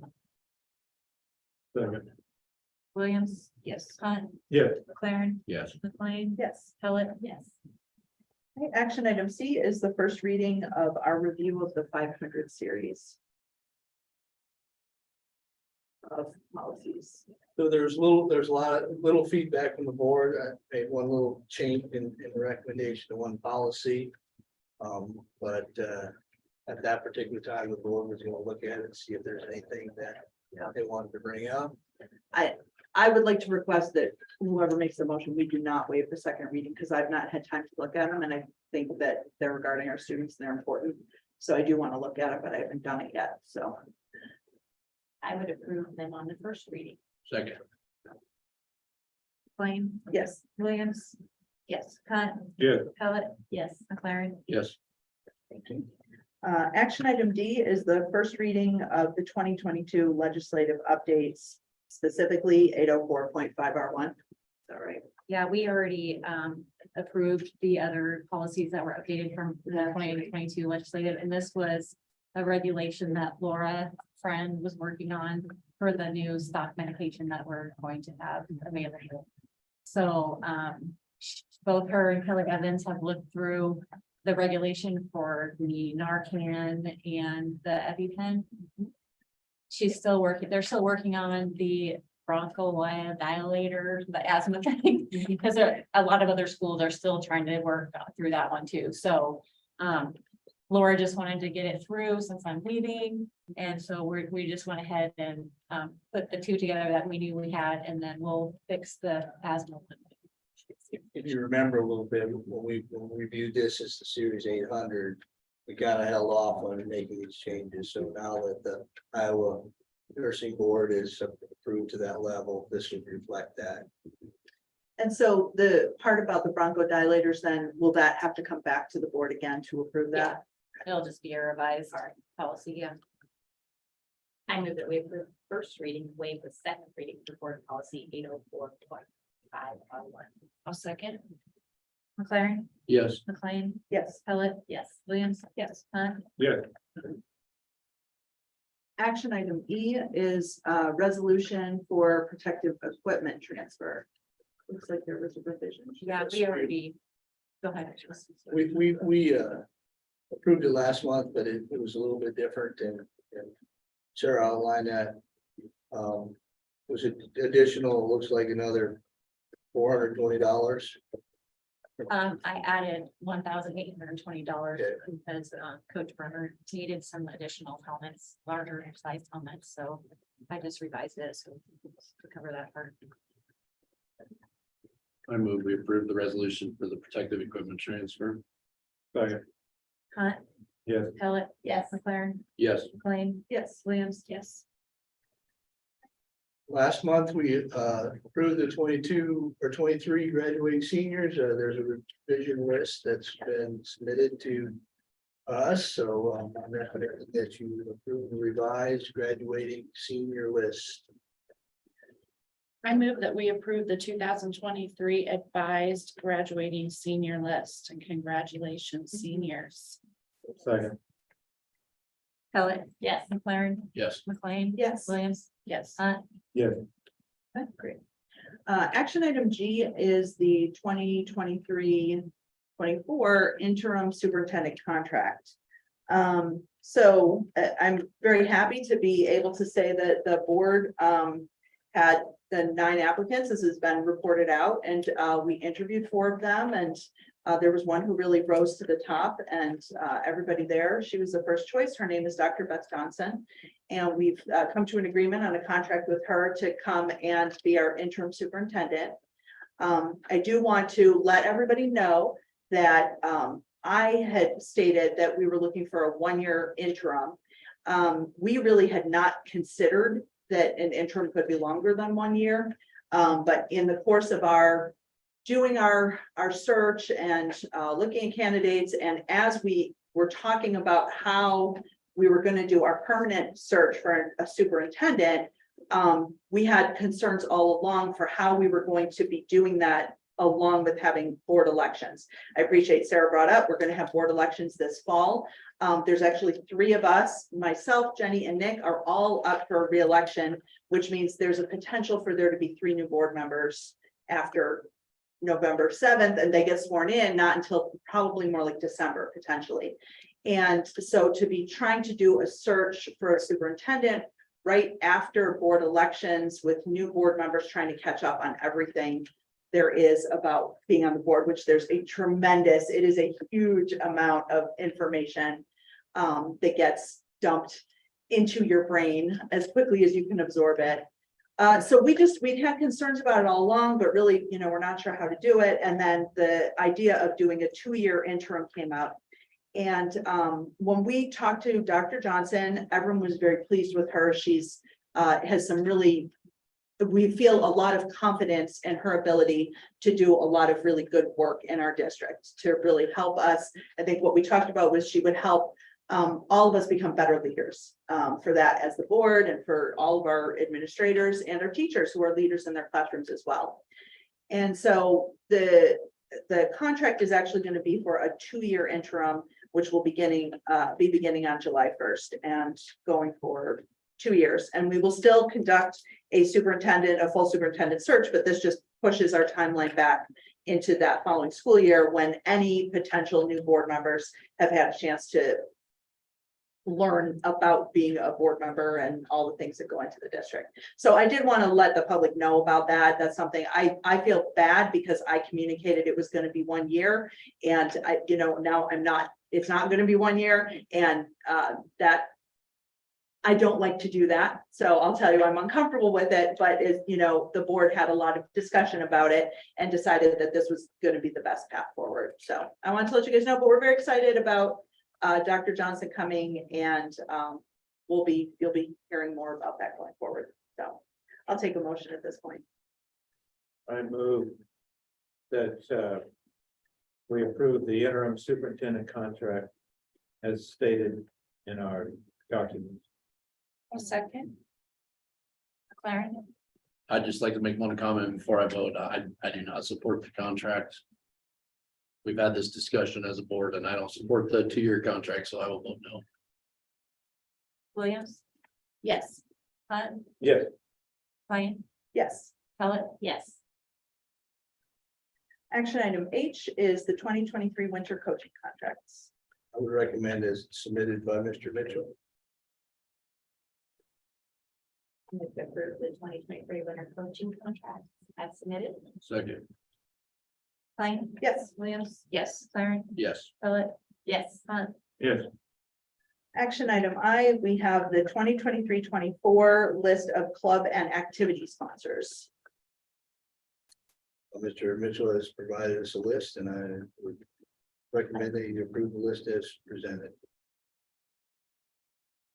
I move we approve the club activity sponsors for next year. Second, Williams? Yes. Hunt? Yes. Pellet? Yes. Clarence? yes. McLean? Yes. Action item J, 2023 and 24 substitute employee pay rates. Take a look at our current list. I crossed out some with the recommendations for increases. A couple of them, for example, bus waiting is something that's part of our master contract agreement. If you go down to 1/6 of a period, that's based upon our base wage. So some of those things are just automatic. I am recommending $5 increase to the sub pay. We have a lot of sub pay people that 50-cent raise for a number of those positions. And then $1 per trip for a sub bus route driver. And a couple dollars for bus activity. And so those are my recommendations. If you want to make some changes to that, feel free. I did increase the sub nurse to $120. That's probably not going to get there. So you probably have to put 2 or 3 in as the first number there. I move we approve the 23-24 substitute employee pay rates. Second, Hunt? yes. Williams? Yes. McLean? Yes. Pellet? Yes. Clarence? Yes. Action item K is the 2023-24 list of student fees. The only change, it's not a student change, it's a adult lunch change. It had to go from 4, don't quote me on that, 12 or 18 to 413. 413. There it is, to 485. That's the only change. We've kept the student fees the same since I've been here, and I'm not recommending that we change that. Is that a mandatory change that we have to change the adult lunch? She has to fill out a form to the. Okay. I move that we approve the fees as presented. Second, Hunt? yes. Pellet? Yes. McLaren? Yes. McLean? Yes. Williams? Yes. Action item L is the 2023-24 bids for providing milk and bread. Well, we always like competition, but we didn't get any here. A&E Erickson, which is the brand that kids love the best anyway. And Panel Gold are the only ones bid on 1 milk and 1 bid, or bread, excuse me. So I would recommend that you approve Anderson Erickson for our milk needs and Panel Gold for our bread needs for the school year 23-24. I move we approve the bids as, I guess, as presented. Second. Pellet, yes. Klein, Yes. Williams, yes. McLaren, Yes. Yes. Action item M is a security proposal with Permar. Is that the name of the company? Okay. Last month, Mr. Warren reported that our current fob systems in our main buildings and the Achievement Center are outdated and antiquated. And we also are looking to try to put fob system at the ELC on the main door that the parents and students come through. So you can wait with this proposal till you get to your safety security. But if you want to get this stuff updated by the beginning of next year, I would recommend that you approve updating all our buildings and adding one to the ELC. Is it the installation that's gonna take a while, or is it actually ordering the material? I think he needs to get on the list of projects to get completed. I think there'd be no reason to believe that they're not gonna be part of this security assessment. I mean, no Yeah. reason to wait on that. I don't Right. think. Yeah. You can spend that money for Right. something else. I move that we approve the quote from Parmar in the amount of 28,690. As presented. Second. Williams, Yes. Yes. McLaren, Yes. Pellet, yes. Klein, Yes. Action item N is the resolution approving contracts and bonds for the high school storage shed. Yeah, United Construction bonds were approved yesterday. We have contracts for those, and this is the original accepted bid of $154,700 to construct a metal building 35 by 50.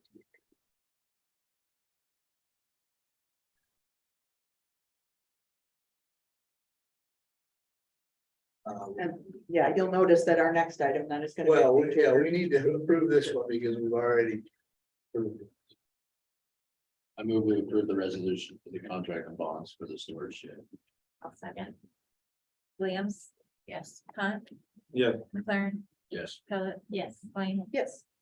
And then action item O is a change order being made to that storage shed contract. Yeah, Christie asked about if there's any room to make it any bigger. So currently at the original price at 35 by 50, I think the square footage cost is like $88 and some change. And by adding 750 square feet and making the building size 40 by 60, that includes the concrete and everything else, the drainage and everything else, it costs $31,300, which is a cost of between $41 and $42 per square feet. So it's cheaper square footage to add the 750 to take it from the 35 to 50 to a 40 by 60.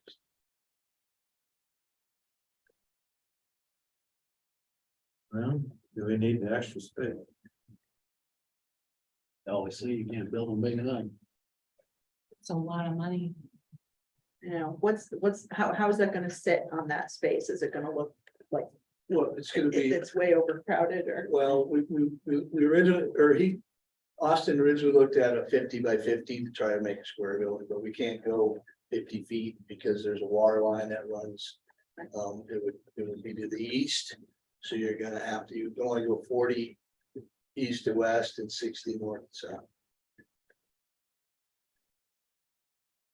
I mean, it's cheaper to make that change order now than it is to build another building down the road.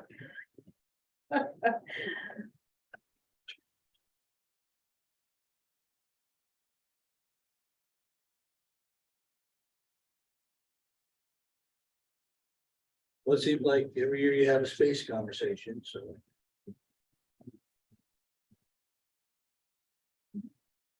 That's still up to the board of what they want to do with that. but we didn't know unless we asked. Yeah. True, yeah, the That is information, yeah. So, Sarah, we got the money? yeah. That's the short answer. We budgeted for 190 because that's kind of the top end of that. We didn't know what was going to come in at. So there was an initial estimate for 35 by 50 for 116,000 pre-COVID. But that was a single slope, didn't have any drainage. This particular one, it's a metal building, has a normal roof on it, has drainage that goes underneath the ground, that's gonna shoot right into a cistern, and so a lot of the things that were not on that original thing, you added to that. So plus during that time frame, you know, supplies or construction probably went up between 25 and 30%. So Wait, during what time frame? from the time that 116 came Oh, all the way back to to, then, yeah. to now. I see, I didn't want to see this. Got it, okay. I can see the- Well, just to throw it out there so we can. Well, I was just gonna say. That sometimes I feel like we. In Atlantic fall short of. Projecting our needs. And I did want the storage shed, so if it's cheaper to do it bigger, I mean, it cheaper to do it bigger. We know we need the space, I mean, there's no denying that. So I would move that we approve the change order for the storage shed. I think also, I would second that, but I think also if you add the bid plus that 30, that's really about what the original estimate, right? So. Yeah, the only concern as long as we don't have any more change orders. 180 Well, right. It's 186. Yeah, so. Yeah. You ready for a vote? Yeah. Okay, McLean, Yes. Williams, Yes. Hunt, Yes. Philip, yeah, McLaren. Yes. Great, thank you. Our upcoming date, senior class night, is tonight at 7:30. Somebody needs to get there. You're right on time. The seniors' last day is gonna be May 17th. That's in 1 week for anyone who doesn't have a countdown on their wall. Baccalaureate will be May 17th at 7:30 p.m. Board, Sarah was kind enough to give us the reminder that superintendent evaluation comments are due on May 19th, which will be next Friday. Commencement, May 21st, as Heather McKay just asked us about. Board work session scheduled for May 24th at 5:30 p.m. And the last day of school is May 25th. On the update, on the dates there, am I missing something? The superintendent evaluation comments? Have we got an email or something? Yeah, Did you I have miss a one? form to work off of. or- Yeah, I can I just wrote down resend the form. Yeah. That- Why don't do that? Have it by the 19th. Yeah. So that we can talk about it on the computer, yeah, because Laura will need time to go through. And I think you all know, but I will not be at the meeting on the 20th. Okay. I move that we adjourn the meeting. I second. Okay, all in favor? Aye. Thank you. All right, meeting adjourned. Thank you. And thank you to those of you who stuck out our whole meeting. We haven't had visitors since we started. Yeah, I hope you guys loved it. As you heard, there's elections coming up this fall. You could be doing this twice a month. Again, thank you for your work. Thanks, Scott. Danny. Thank you, Mike. It's right. Well, there's a lot of business. We have. Kind of trying to read. Yeah.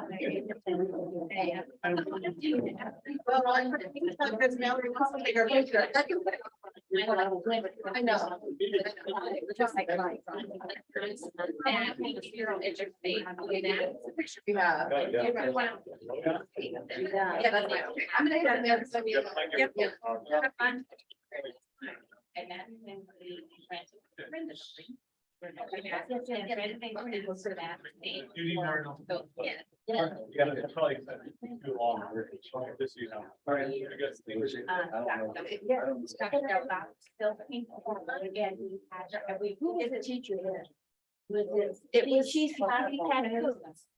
She's a kindergarten. And I don't know who was. It was. Yeah. Yeah. So. And so The- then. I didn't even turn it on.